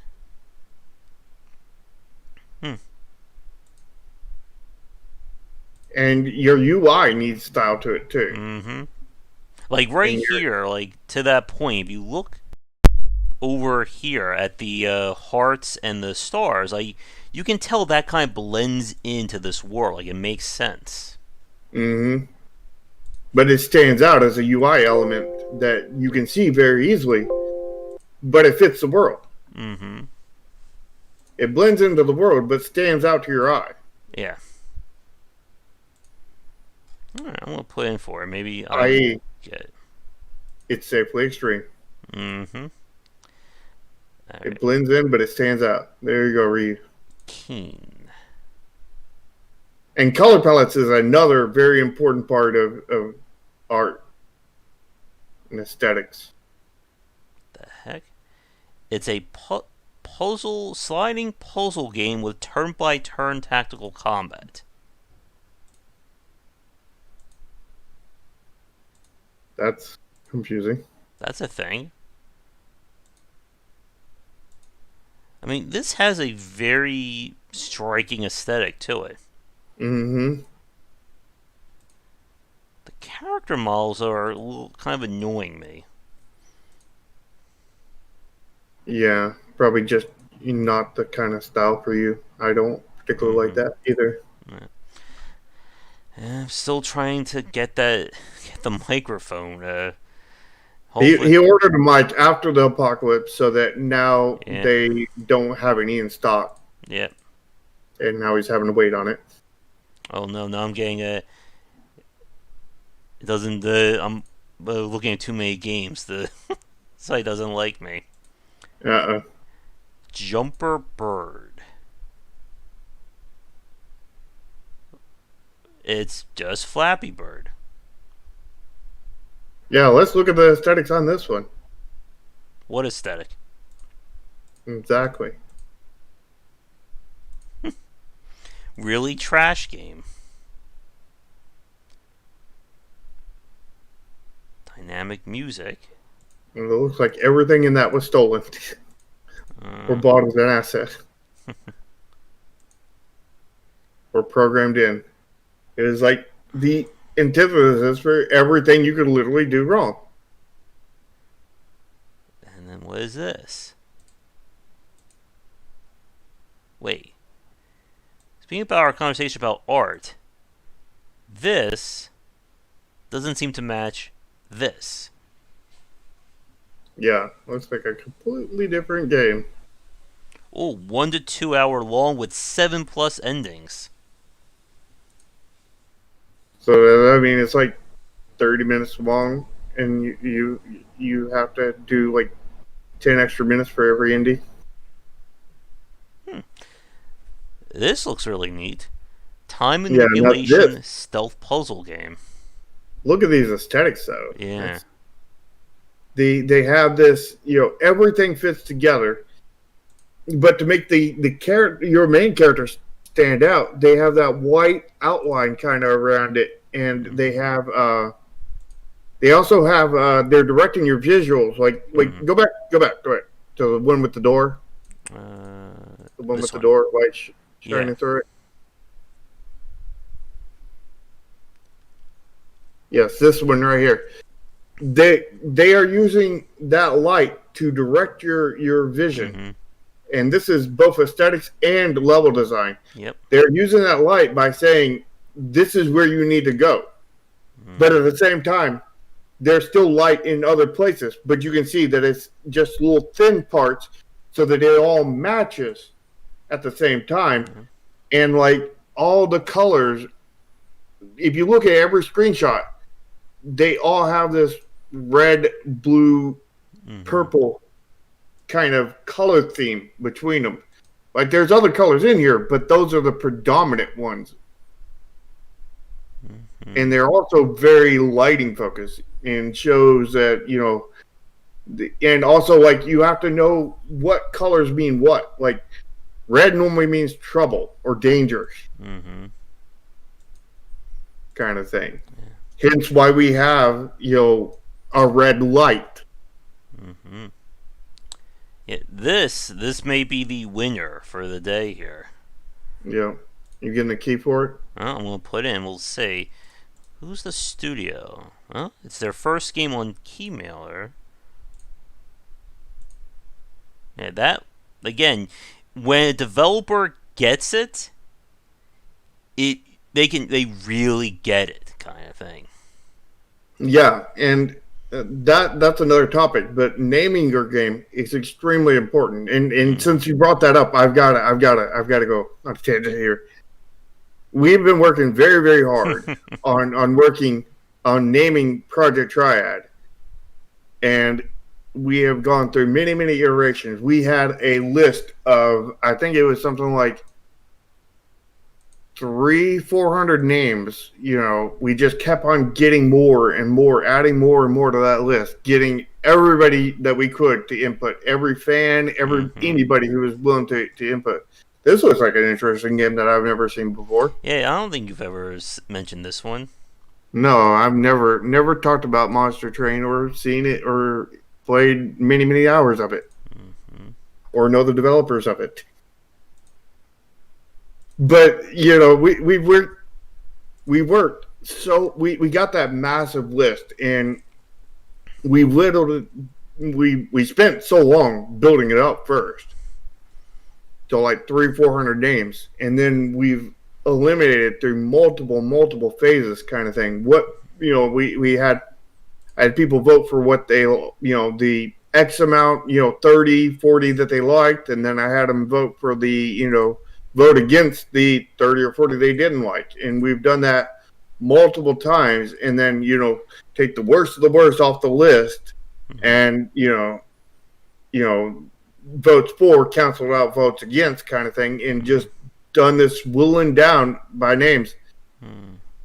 And we got down to about 15, and then after we got down to 15, what I thought was good names, you know, and I checked behind them and made sure that they were searchable and everything else. There was no issues kind of thing. Then I went to an expert, one of my friends that worked with Chainsaw Some Games, who might be on a podcast soon if Josh will get things lined up with him. I already sent him the message. He hasn't gone back to me yet. You took you like 3 days to get that message out to him. Wait, what is that? But we do need to start to move forward here. We're almost at 2 hours already, and we haven't even finished this up yet. What do you? But we got all those. We, you know, went to him. You know, he's, you know, helped me with the names, and he eliminated all but 4 of them, and then suggested 4 of his own. Did research on those and everything, cut that down, and I've done several other cuts on that, and we're down to 4 names. We almost have a name, and this Saturday at our dev chat, you know, well, not this Saturday, the first Saturday of next month, rather, we're going to go to our dev chat, and we're going to finally find out what the name of Project Riot is. So, like, naming is so important because, like, it affects, you know, people's first impressions of your game. It affects the searchability of your game. You know, if your game is hard to say or spell or anything like that, people are going to have issues with it. Yeah. Make sure to put both numbers and letters randomly throughout your title. People will really be able to find that. So, this is one that, like, on first look, I like the pixel graphics, but I'm starting to see some red flags as I stare at this more. Yeah. Like, the buildings are just, like, copy-pasted. The ground, or, like, the land, looks very simplistic in terms of that pixel art. I don't think that's pixel art. Well, I'm seeing pixels over here. I'm not seeing pixels. Might just be probably just a scribbled down thing. Alright, let's see. What else can we... Alright, we gotta move forward. We're only like 4 days away. That's how much we've been looking at. First person adventure mystery. They not only had really good pixel art, they had really good animations too.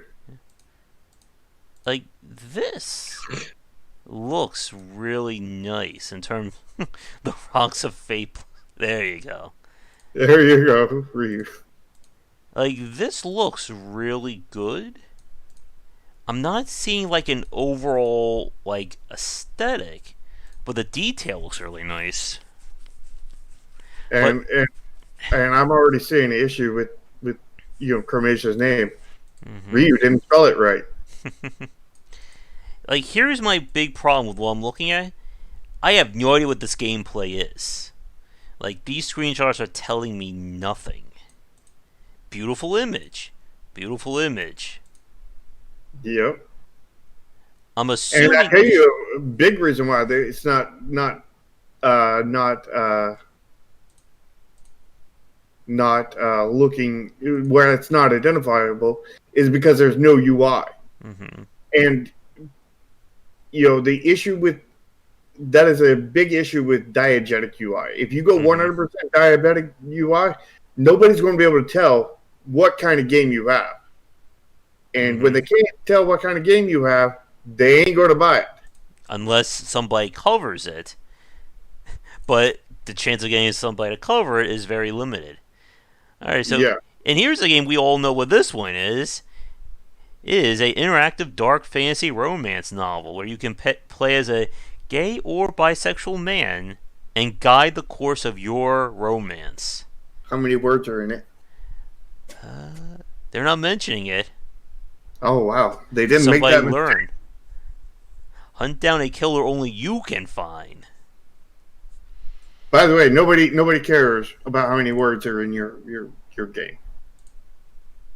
And somebody actually, does that person watch our podcast? Mm-mm. So it's virtual reality Tetris. Or at least that day. Mm-hmm. Alright, one more page and then we need to move on, or we'll be, again, this seems like we're going extra long today. Oh, yeah. Let's see, a new life. Because we got some really lengthy topics. And we had news today. Yeah. What is this? Some I guess. This looks a little bit like Space DF9. Yeah, it looks pretty decent. Yeah. But trying to make a game and actually finish it. Yeah. I'd give that a... Yeah. Try to see if we can get a key and see. The only kind of red flag is that this is describing a lot of subsystems. Yeah. If they do their UI right and everything, and their UX right, then it won't be an issue. Yeah, but if they mess up their UX and UI, this is not going to be good. Like, this looks like it could either be one of the most amazing games we've seen, or another crash and burn. Yep. Well, it won't be a complete crash and burn, but it'll be a crash and burn for anybody who doesn't want to, sit there and watch a 2-hour YouTube video on how to get the basics of the game, and then another 12, 14 hours of YouTube videos so that you can get the immediate. Mm-hmm. And then your lifetimes of YouTube content to get the best stuff. Yeah, like just looking at these screenshots, it's just it screams Space DF9 to me. Huh? I put in a key for it. We'll see if we get. I think I've heard people talking about this one. Wait, did it actually go through? I don't think I've seen it played before, but I've seen it before. Wait, what the hell is this? Needs more explosions.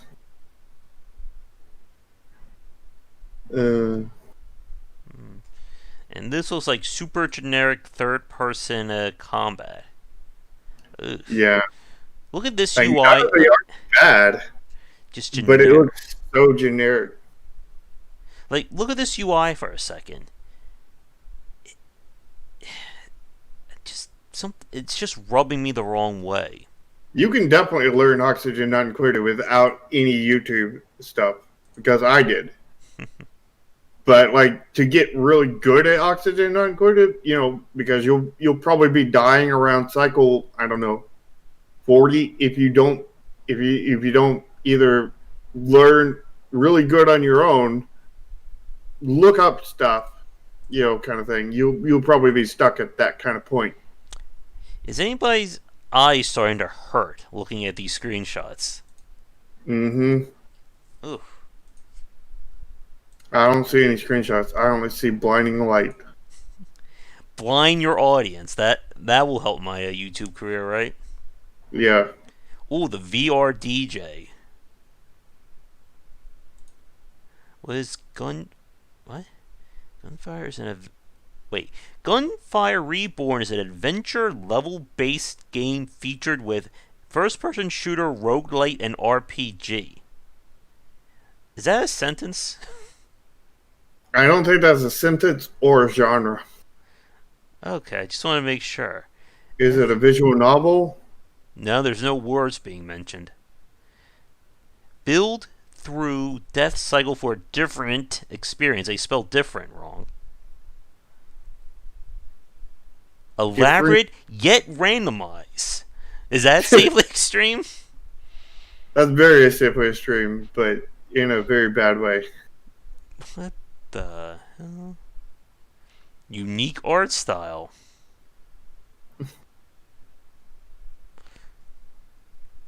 I mean, it doesn't look horrible But there's so many red flags. in their descriptions, yeah. Yeah, At least my eyes aren't burning. yeah. Huh? That's one thing it has not going against you. Not necessarily going forward, but not going against you. Alright, I'm gonna put in 4. We'll see what happens. And then the last game. Oh god. The last game is, oh god. My eyes. Ugh. Oh, we have a techno rating. That's very important. Yeah. Yeah. Uh, Oh god. oh. There are so many issues here. Ooh. Oh, that mismatched art.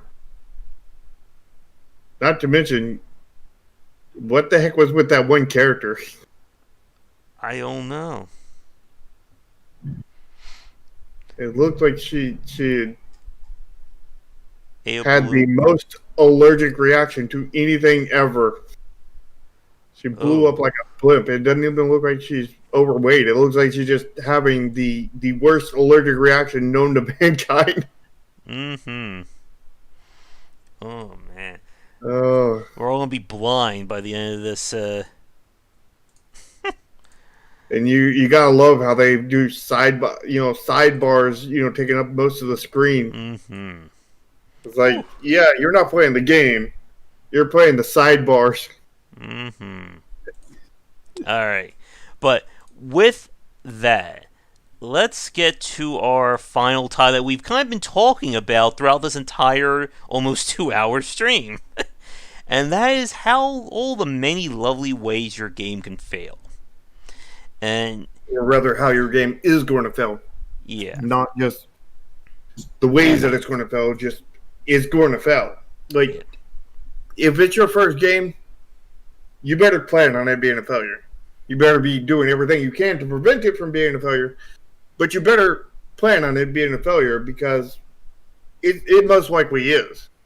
Like, unless you have the luck enough to get struck by three times by lightning in a row within 20 seconds, win the lottery in the next 20 seconds after that, and then get struck by lightning 3 more times after that, unless you got that kind of luck, you're going to fail on that first game. Mm-hmm. And going back to a point that I wanted to make earlier, that so many developers will not understand why their game failed until it was too late. Mm-hmm. And even then, they may choose to ignore why their game failed. Like I said, I had that story that one person who posted a game, didn't understand why it failed. I sent them like a 8-paragraph description about some of the issues, and they never got back to me about it. Mm. Yeah, like the and when we're talking about your first game, we don't mean like your first prototype or your first demo. We're talking about your first commercial game. Mm-hmm. The first money that you're going out to make money isn't going to make money. It's going to lose money. Almost guaranteed. It happened to me, and my game was quite solid in many, many ways. That people, still, like the people who actually play it, the 27 people that actually played it, a lot of them really, like, love the game and find it as a a masterpiece in a lot of ways. But I have researched into why it's failed and everything, and there's a lot of reasons. The main reason was the graphical aesthetics, because the graphical aesthetics caused people on my wish list to not buy the game. My graphical aesthetics caused the YouTubers that I contacted to not contact me back. It caused everybody that I tried to market to not market, but anti-market. So like my entire marketing campaign, because of my aesthetics, wasn't actually a marketing campaign. It was an anti-marketing campaign. And I spent like 6 months of my life doing that. And it all fell on deaf ears. Matter of fact, it didn't just fall on deaf ears. It took people's ears and ripped them off and made them deaf. Kind of thing. And, there's several other issues too. But that was a big one that caused a chain reaction that screwed over everything else. Well, not everything was screwed over because of that, but it caused a mass chain reaction kind of thing. Another thing is if you get unlucky, like I did, where like Steam, Steam normally announces that they're going to have a sale, 3, 4, 5 months in advance to developers, and then not 12 hours later, you have all these news sites saying, "Oh, the Steam sale is going to be from this date to this date," because somebody broke their NDA with Steam, with Valve. And Steam got pissed off about that eventually. And one summer, the summer that I was going to release in, they said, "You know what? Let's screw over all those news sites, trying to, screw over our Steam sale." And essentially that screws over the developers too, because then everybody's going to be like, okay, then I'm waiting for that Steam sale because I know when it is. I just got to wait for that day to buy the game and see if they actually go on sale by that point. So it screws over developers. But then they decided, this time we're going to tell developers the day before the Steam sale. And we had already set out our marketing campaign that we're going to release 6 weeks after this point here. So we were hardcore marketing on that 6 weeks date. 2 weeks after we had set that and had all of our marketing material out there, seems like tomorrow the Steam sale is going to happen. And it's going to be lasting for the next 3 weeks. And then it's like, that's going to be it's going to end 1 week before we release. We already have put out all our marketing material and everything. We've already put all this power behind that kind of thing. And it's going to be very hard to back out of that and delay the game. And also at the same time, I have publicly said on Steam that this is the last delay. We had to delay the game 2 times before that. There won't be another one. And now, I'm going to have to either deal with this and hope that a week after the Steam sale is good enough to not completely screw us, or I'm going to have to break my promise that I made publicly and completely redo all the marketing stuff and the trailer and everything else and hire the voice actor back to do a new release date and all this other stuff.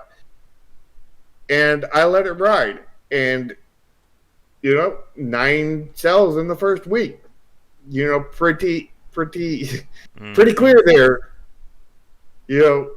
That was an issue on top of the aesthetics.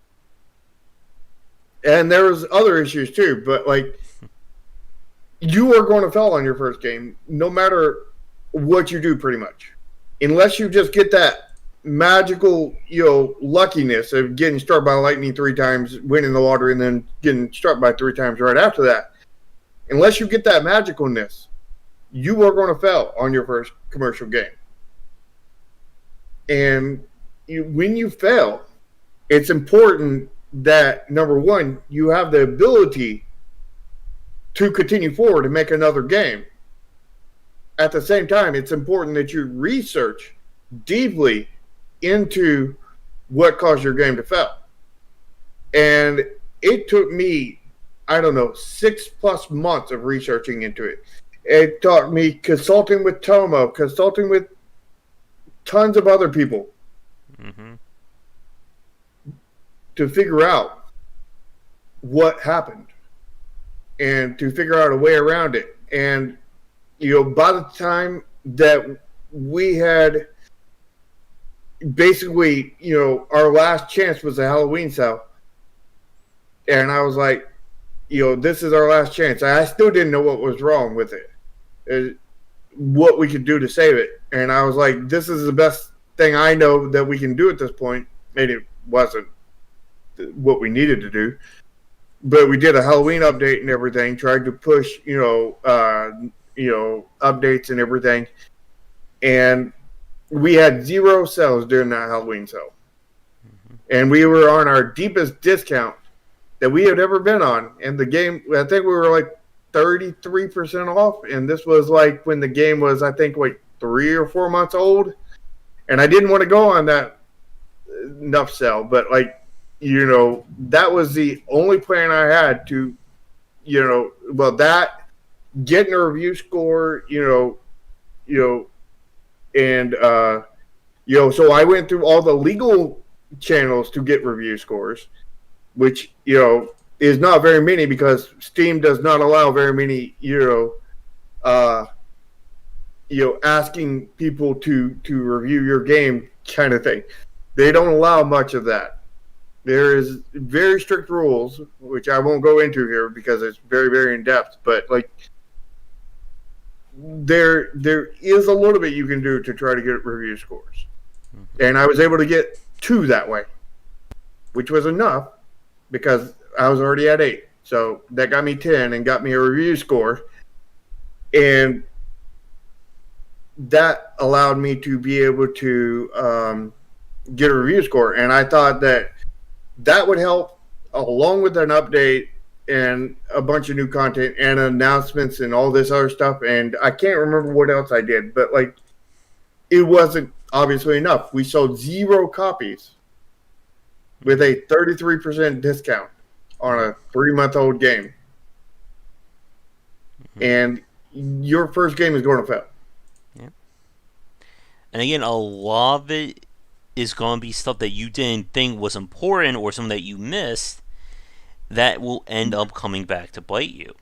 And this is why everyone says you don't want to overly commit on your first game. When we say first game, we don't mean your first prototype or your first demo. Again, we mean the first game that you intend to try and make money off of. And we've seen developers, how many have we seen try to pitch a game that they've worked on for 5, 10 plus years, and it looks like something somebody else could have done in maybe a year. Yeah, exactly. Because when you're new, your skills are very dull. It will take you a lot longer to do something that other people took a lot shorter time. We didn't have that issue in Chromasia. There's the word of the day for you guys. But we had issues with the aesthetics and everything. And we honestly spent,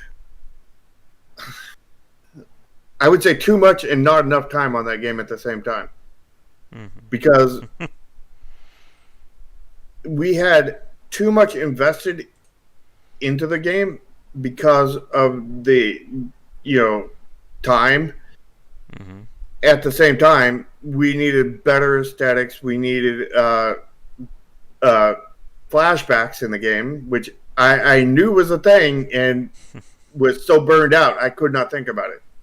I needed ways to deal with my burnout. I needed to know how to not to burn myself out. Don't play, you need to play test your game. You need others to play test your game.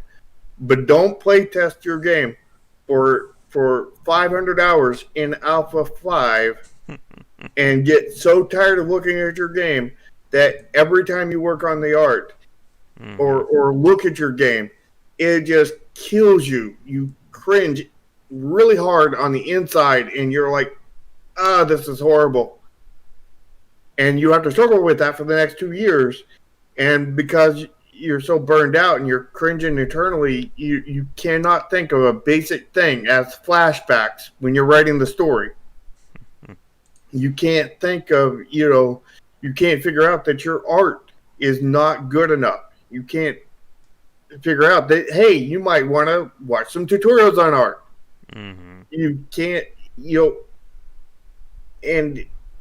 all these, if I had watched tutorials on art, if I hadn't been so burned out and, remembered what a flashback was, if I didn't have a lot of issues like that, like, things would have gone a lot better.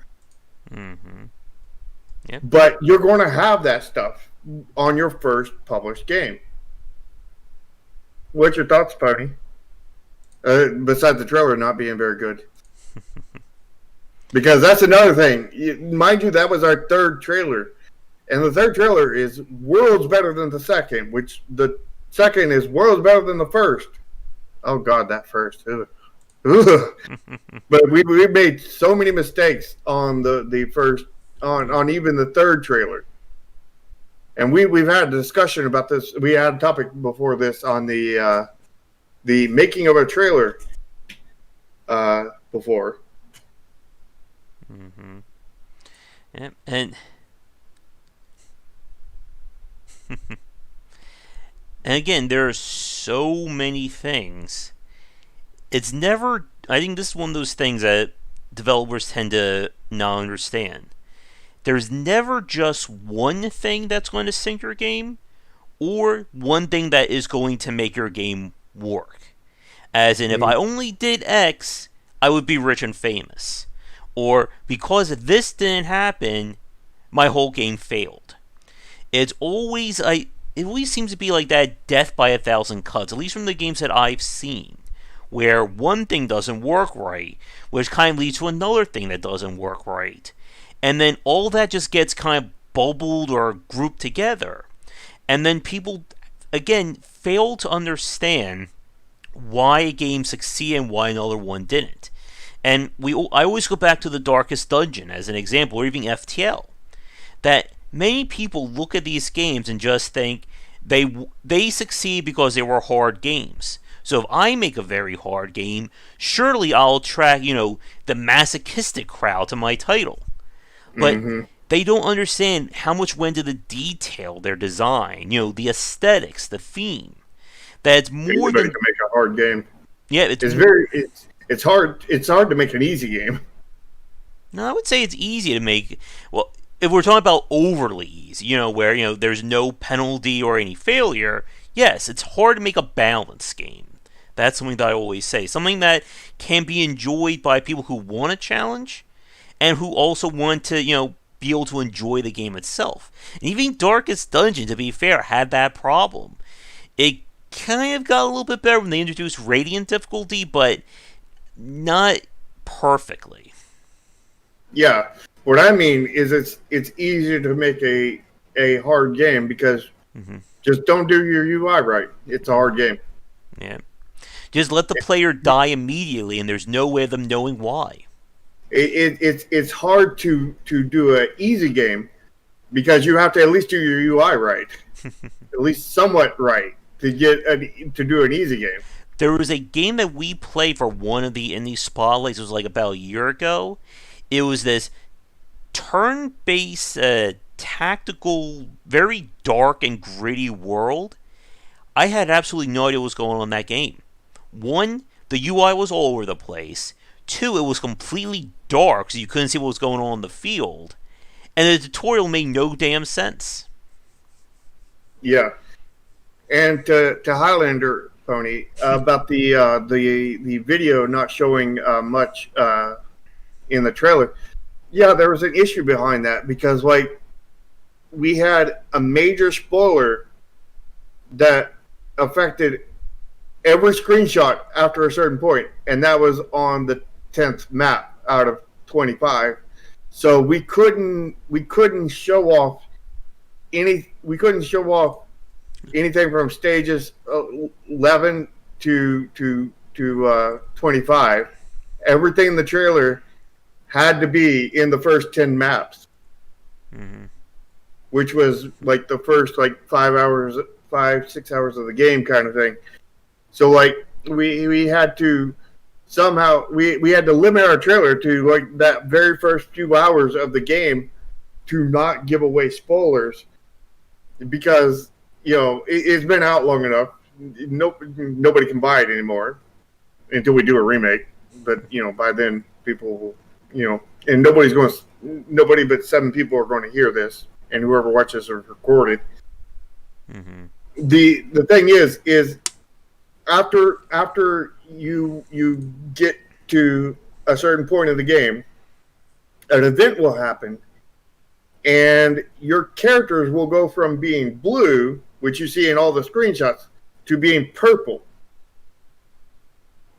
Which may or may not have anything to do with the red characters, and may not have anything to do with red plus blue equals purple. May have something to do with that, may not, but that caused spoilers for the rest of the game. So like we couldn't show anything off after that point without getting into spoiler territory. Yeah. And again, like what we were saying is so many things, we've said this before, so many things have to go right for your game to even have a chance of succeeding. Very little has to go wrong for it to just completely fail. And this is it's again like, we're past the 2-hour point, so we do need to wrap up soon because my voice is starting to die on me. But there is so much that can be unpacked by looking at games that did not succeed. And we've had this discussion before that you want to look at games that are considered bad, because sometimes they may not be bad. They could have just had some kind of issue that led to it not succeeding right, but it could be an overall good game. It's why I don't necessarily look at Metacritic scores anymore when I look at titles to look at for the channel. Yeah. As a game developer, I would advise you to play at least a few bad games. The worse games you can play, generally, the better it is. Because you need to go in there, this is specifically towards designers kind of thing. You need to go in there and look and see why this game failed. You need to look, was the aesthetic off? What happened with their marketing kind of thing? Where, how was their UI? How was their UX? Was it buggy kind of thing? That's kind of pretty much the only thing with programming. Was it buggy, essentially? So like there's very few places where you can screw up programming wise. I mean, even buggy games succeeds. Bethesda's king of that. At least for now. We'll have to see if they stay around after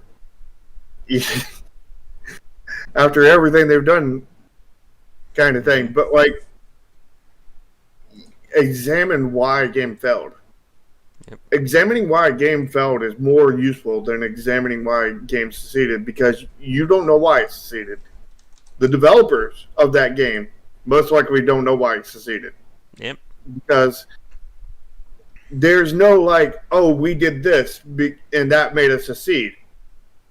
That's never the case, because they don't know that. They just know that they didn't do these things and they had a better chance of succeeding, but other people have done those things and they've succeeded, and other people have done those things and failed. Didn't succeed. But more have failed than succeeded. And again, like, would something work today? will not guarantee success tomorrow.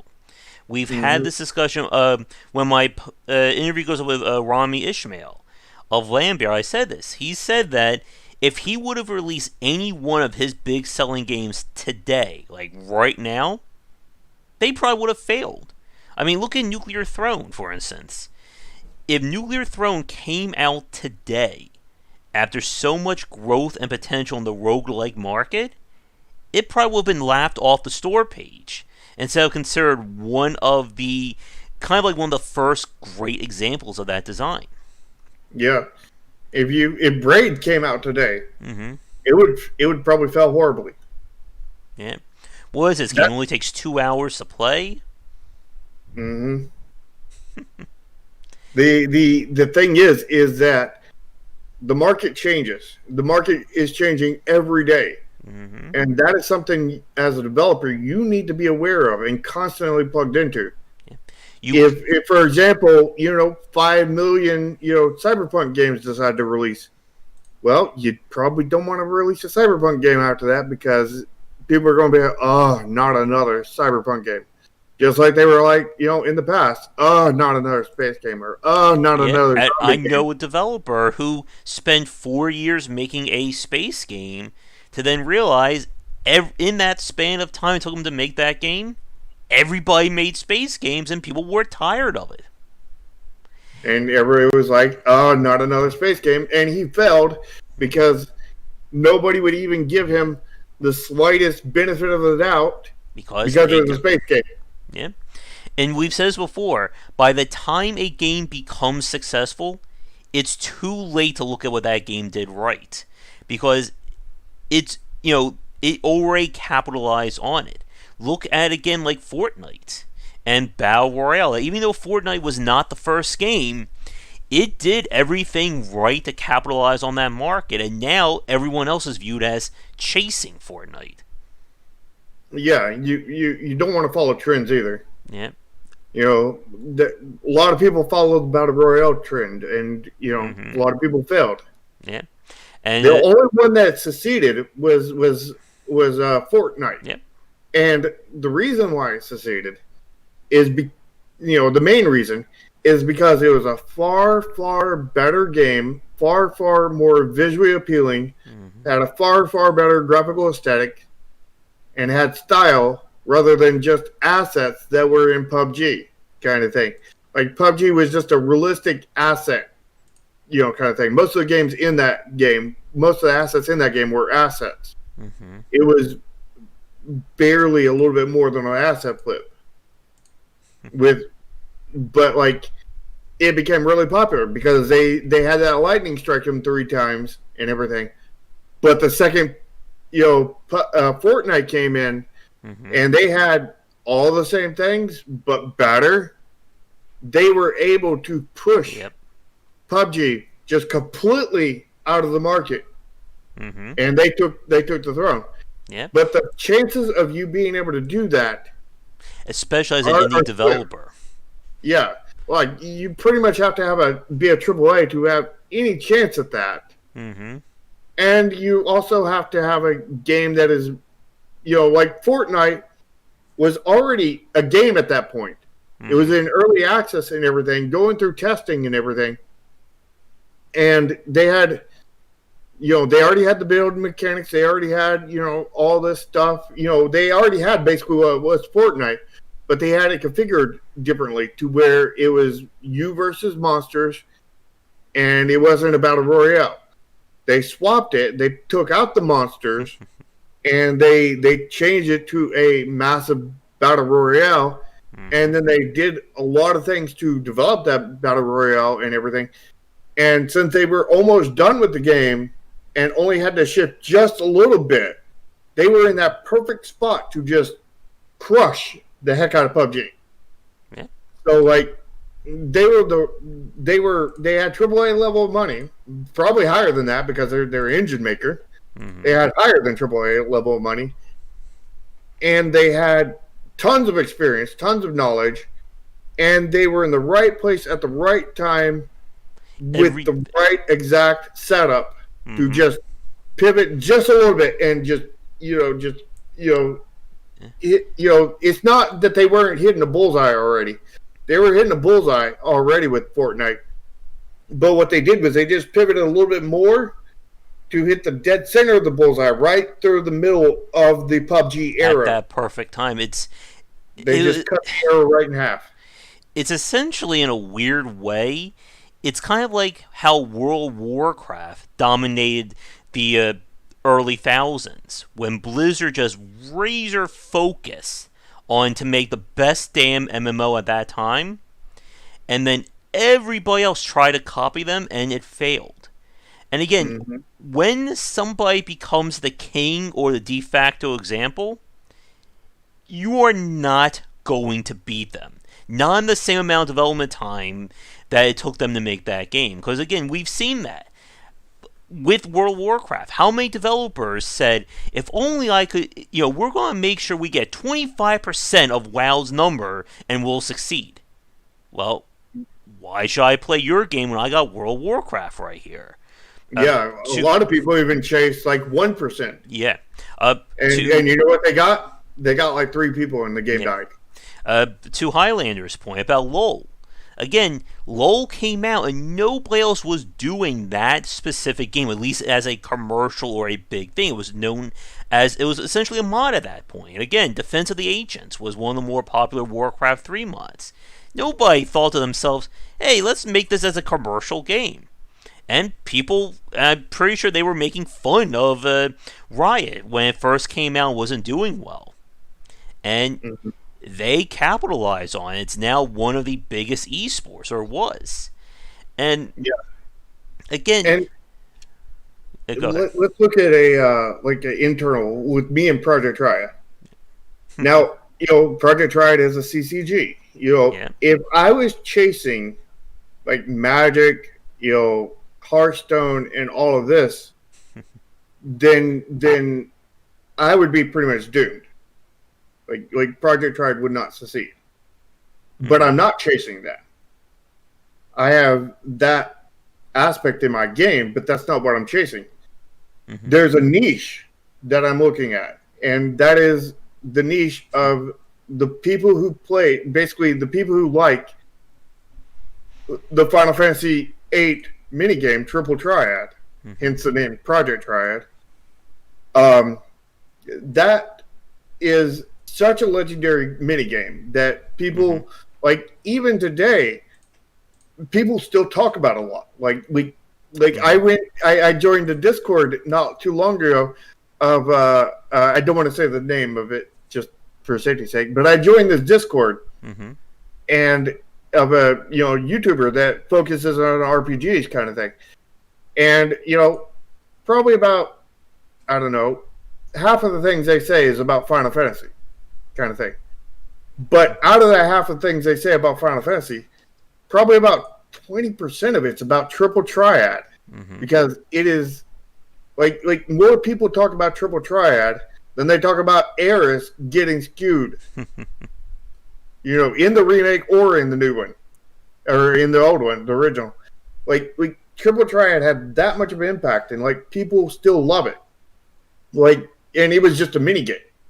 They rebirthed that mini game in Final Fantasy 14, and I think they named it Tetramaster, which they changed a few things and made it a bigger grid and everything, and changed up a few things. But it was still just a mini game, and people loved it. But they all refer back to Triple Triad more than that, and it became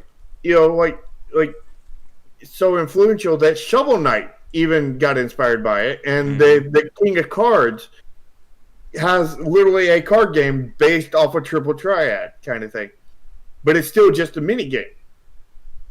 But everybody likes that mini game style. Not everybody, but there's a massive audience for that mini game. But until a few days ago, there wasn't an actual full game that based around that mini game. And recently there was one that I got was based off of it, and they made so many mistakes. It was like it was their first game. It probably was their first game. Yeah. And the thing is we're going for that niche. We're going for something different, something that makes us stand out in the market. Mm-hmm. But at the same time, if that goes well enough, we can tap into the mass CCG market, Mm-hmm. and we're going to market to them as well as the niche. Because, like, we're going to be marketing towards people who played Final Fantasy VIII. Mm-hmm. We're going to be marketing towards people who like Magic the Gathering, people who like Hearthstone, people who like the Shovel Knight King of Cards. We're marketing towards people who like CCGs and likes Triple Triad kind of thing. Yeah. And it is a challenge, like to Highlander's point, that there's a difference between aiming for a specific niche and aiming for the most popular example of that genre. And Mm-hmm. this, again, is another one of those things you have to understand as a new developer, that you cannot design your game in a vacuum. There is no such thing anymore as the 100% original game. There is, the basic DNA is out there. Even if you're trying to build something that is completely new, you're still being inspired by the games that you've played. And you have to be able to understand what works and what doesn't. And this is one of those reasons why the games that generally succeed the most aren't the quote-unquote best or the most complicated examples of that genre. They're the ones who are able to make the most presentable take on it. This has been Blizzard's success story for over 20, I think 30 years now, that they don't make completely original games. They make the best presented version of those games, or they try to, at least. Yeah. And I know that in Project Triad, what I was shooting from the very beginning is, and I said, we ain't got a budget kind of thing. Our budget is nothing, basically. It's not technically nothing. We have a budget, but it might as well be nothing. But I said, aesthetics, graphical aesthetics is so important. I know we can lock down gameplay and everything else, and we can get all this stuff nailed down because we've done that in the past. And I know we can make a good game, but can we make good graphical aesthetics? Mm-hmm. And I was like, okay, I need to hire an artist, and we need to shoot for as close to AAA level of aesthetics as we can. Mm-hmm. We're not going to hit it, but aim for the stars, and if you land on Pluto, you've done good, kind of thing. And I think we're not even done with it yet, and I think we've honestly already accomplished that. What do you think? You've seen some of the stuff. You've seen a lot of the stuff.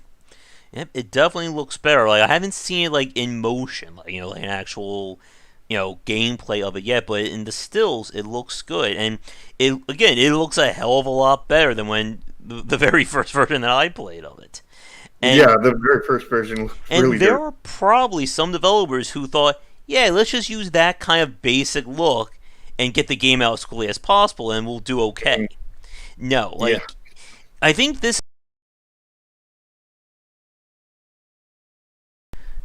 All right, now I'm back. And this will be my final point because we are starting to run a little bit long here. But it's when we talk about games that succeed, it often, I think, is feast or failure, feast or famine, that either the game explodes in popularity or explodes in terms of its respective market. Again, Ancient Enemy by Grey Alien, Jeff Vogue's games, or the game just does not do it. It just crashes and burns. And you have to understand as a developer that in today's market, you can't purposely cheap your game or cheapen your game. You can't say to yourself, you know what, we don't care about art, we'll release the game for $3.99 and people will still buy it. No. Yeah. It doesn't work that way anymore. It worked that way in the past. Yeah. And this is why you've got to understand the market and why you got to follow the market. Because knowledge from 3 years ago is going to end up causing your game to fail. Yeah. I mean, because design, like, I think this again, like, when we talk about design fundamentals, I do think there are standards and lessons you can learn, but in terms of what the market says, no. You can't really predict the market when it comes to the game industry. yeah, I've learned something about talking to that crowd. I'm one of those crowds myself, Mm-hmm. kind of thing. Although I'm not as petty as these are. But when people talk about bad graphics and Mm-hmm. everything, they're talking about bad successful graphics. They're talking about like Mm-hmm. the worst of the graphically aesthetic. They're not Mm-hmm. talking about actual bad graphics. They're talking about the least graphically aesthetic of the graphically aesthetic ones. They're Yeah, talking about like like, games that have graphical aesthetics and everything. It's just not the best. yeah. Like, if somebody And tells me, Hollow Knight was just okay looking, don't ever listen to them ever again. yeah, people, they're like, yeah, this is the worst of all the games I've played, Mm-hmm. but I didn't pay attention to any of the games that looked worse than this, Yeah, and all the games worse than this didn't have graphical aesthetics. and this This was is, the worst looking of their graphically aesthetic games, and yeah. that's the bottom of the bar. It's like you have to go pretty high to get that bar. That's not bad. And this That's is not why bad you graphics. need to play bad games. You need to see the bullets that are going to come for your game. If you Mm-hmm. only look at the best examples, you're not going to learn when things don't work right. And then guess what? You're going to probably make those mistakes. And then you're going to be left wondering, well, why did my game fail? I just copied FTL. Mm-hmm. So you and like 30 or a few dozen other people. Yeah, and this is a point we've talked about before Mm-hmm. is if you make a game, if you make another FTL game, for that game to have a chance of doing pretty much anything, Mm-hmm. it has to be better than FTL. It Or can't be completely fully different from FTL. well, yeah, it Yeah, has to be better or different. yeah. But if it's going to be an FTL game, Mm-hmm. it has to be better. Yeah. But if it's a FTL like game, then it has to be different. Yeah. But you can't just say I want to make FTL. If you're going to make FTL, then you got to make FTL but better. And Mm-hmm. let me tell you, that's pretty damn hard. Yeah. And And and it's got to be significantly better, not just a tiny bit better. yeah. Like you can't just be like, this is exactly cut and paste, FTL, but with better graphics. Yeah. That's just a modded FTL with better graphics. Yeah. Like that's not better enough to sell your game. No. And like to reuse point, like just saying that you're bigger or you have more content, again, you're not looking at the fact that it's still just somebody else's design. And if you're trying to just repeat somebody else's success, again, the market has moved on. Just Yeah, because something worked 5 years ago or because it was the first game, guess what? You're no longer that first. And yeah. this is again why we say to developers that you want your first game to be as quick of a project as you can be. Because again, by the time you get that game done, it's already too late, really, for it to succeed. And Well, if if it's you're targeting like a copy of another game, yeah, anyway, and you know, why for it, if your game is unique, you want to get it out quick because it's going to be a much harder sale. Like this is why with Tim, like Tim Rustwick, like he's been working on these like 3 month projects because he knows he doesn't have the skill set at the moment to say I can make a amazing game in 5 years and put all my money on that game. well, the reason why is because he's a solo Yeah, developer, pretty much. Because like He likes it though. He likes being a solo developer. He's very omni-talented, where most of us are not. Yeah. You know, the closest to true omni-talented is Concerned Ape there. Yeah. But Tim is pretty up there. But not every developer is Concerned Ape or Tim kind of thing. And even Tim could use some help, kind of thing, because he's got to do these quick games because that's the best chance for him that he's figuring anyway. We don't, but he doesn't actually know. We don't know. Nobody knows. It could be, it could not be. Only time will tell. Let's invent the time machine, go to the future, find out if he succeeds with his current game. Was it Barnyard Tactics? Yeah. And then come back in the past and tell him, hey, this worked great or this worked bad, kind of thing. You should probably fix this before you continue on. Yeah. That kind of thing. But until we invent the time machine, that kind of thing ain't going to work. Yeah. And that's another thing is comparing your game to another person's game is almost a death flag right there. Because your game is releasing at a different time than their game is. So the market is in a different place than when they release their game versus you releasing your game. So the only way for you to have similar success is after you make it, get a time machine, go back in the past to right before they did their game and beat them to it, and release your game there. Yep. And here's my final point, because I do need to get going in the next few minutes. That success is different for every developer, and you cannot say to yourself, "Oh, I'm going to succeed just like Fortnite," or "I'm going to succeed, 75% of what Darkest Dungeon did." Every game's development is different, and so is every game's hopeful chance at success. For one person, having 100 copies of their game sold could very well be a mass success for them. For somebody else, that may not even be worth a month of the dev costs. And the only way you're going to learn this is you need to stick in the industry long enough to get these lessons. Again, with Jake Burgett from Grey Alien, who, again, he did that GDC talk, going, I think, over a decade without having a mass success. For his studio, he's earned enough that he can keep going and live off of it. If somebody else tried to replicate his success like that, they could easily fail. Yeah.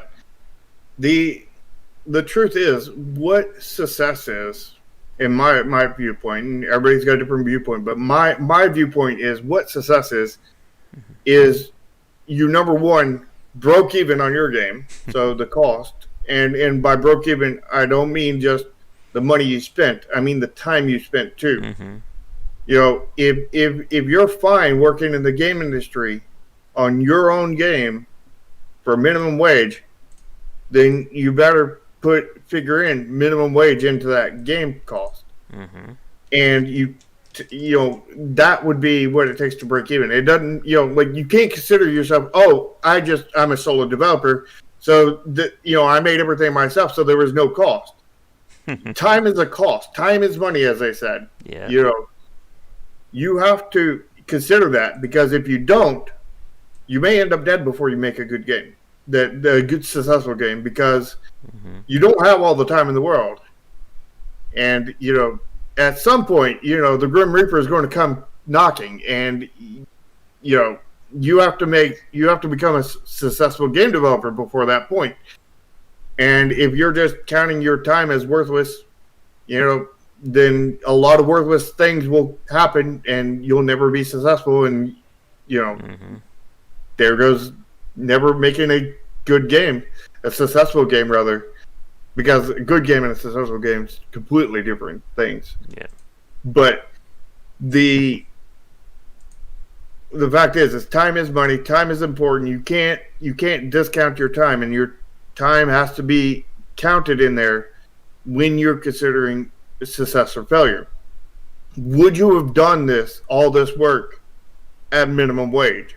Mm-hmm. Yep. Would have you have done it? And the answer is probably no. But you love doing it at the same time. Yeah. But if somebody, the only reason why you were willing to do it is because it was for yourself. If you were doing the same exact game for somebody else for minimum wage, you'd probably be like, I ain't doing all that work for minimum wage. No. Yeah. And so you absolutely have to consider that in your figuring out if you broke even kind of thing. Mm-hmm. Yep. And again, like, success at the end of the day, it means you still have to be in the position to do this. And like we've said, like, there are plenty of indie developers who made amazing games who are either A, no longer in the game industry, or B, they got snatched up by a bigger team where they're working as part of a role for another one, and their studio is gone. And it takes a lot for these games for it to work, because again, one game is not going to be a career. Unless, of course, you make Minecraft. But again, as Shark said, time travel hasn't been invented yet. So you can't just go back in time and release Minecraft before Notch did. And yeah. What if you made a game and that game itself was a time travel machine? Well, somebody may beat you to it, though. You gotta put a paradox thing in place there. Paradox Interactive? Yeah. That would be funny if they actually make it. That would be on point. But it is almost 3 hours in, and I'm afraid I do have to get going. I have other things I need to get done today. So I thought this was a very amazing chat. And again, these are topics we're not going to be done talking with. Yeah. And the thing you have to, if you guys enjoyed this chat, which I think most of you guys did, you got to join my Discord, and you got to join Josh's Discord, and we can continue this conversation on many different levels. We can talk about many other things. Like, I love talking about this kind of thing. So like, my Discord is pretty silent most of the time. So like, get on there, shoot a message, down below. And get it to me. And all the links will be down below, and we can have these conversations, like, and I don't have a lot of free time, but I make time to manage my community, because community management is one of my many hats that I wear. So it'll be my job to reply to you in my Discord. You ask me on Josh's Discord, it won't be my job though. But I may still reply to you. Yeah. But Josh can carry these conversations. I can carry these conversations. But join our Discords and ask questions. We don't know everything, but we know a lot of things. And we can help you, but we can also tell you that we don't know about that thing, and that you're going to have to go and research it, kind of thing.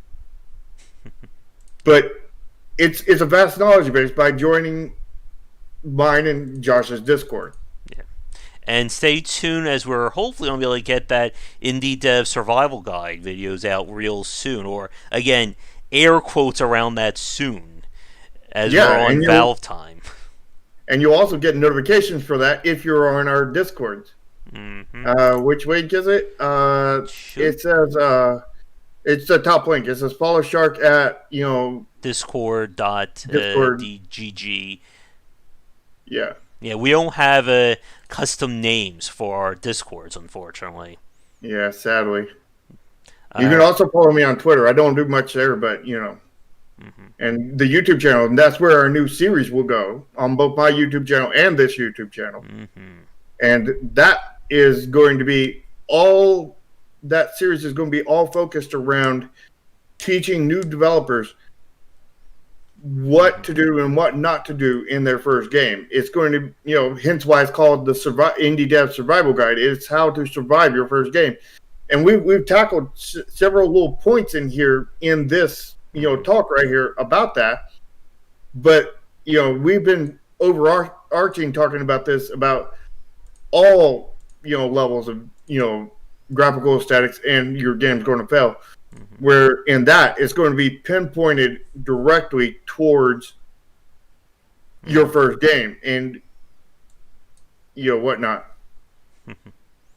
Yeah, everybody loves a paper tornado. Yeah, there you go.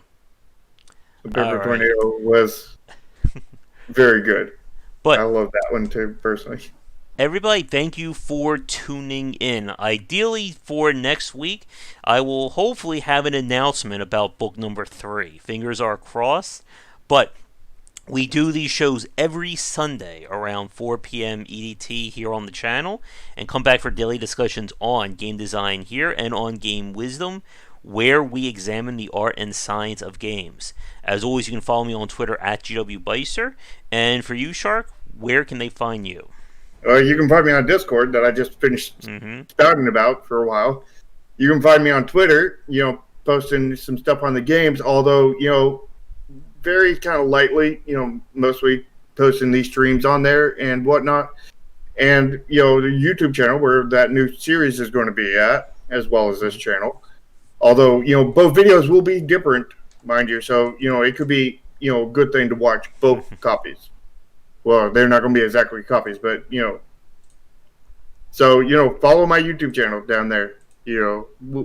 Whenever Valve time happens and we get it out, which we're working on the UI and stuff, the UI layout, which is UI layout that you see here on this video kind of thing. That's something I created, and I'm working on a similar one for the other one. Actually, I'm working on 2 similar ones because I'm working on one for my channel and one for Josh's channel at the same time. So, yeah. Mainly what I'm working on right now is the logo and everything, which we still got to get a logo for this one, which we have somebody working on that, but there's been delays. Yeah. Lots of delays. All right, everybody, that is going to do it. So, thank you for tuning in. We will see you next week, and I will see everybody later tonight for our regular game stream. But until then, have a great rest of your Sunday, and talk to you all again real soon. Take care.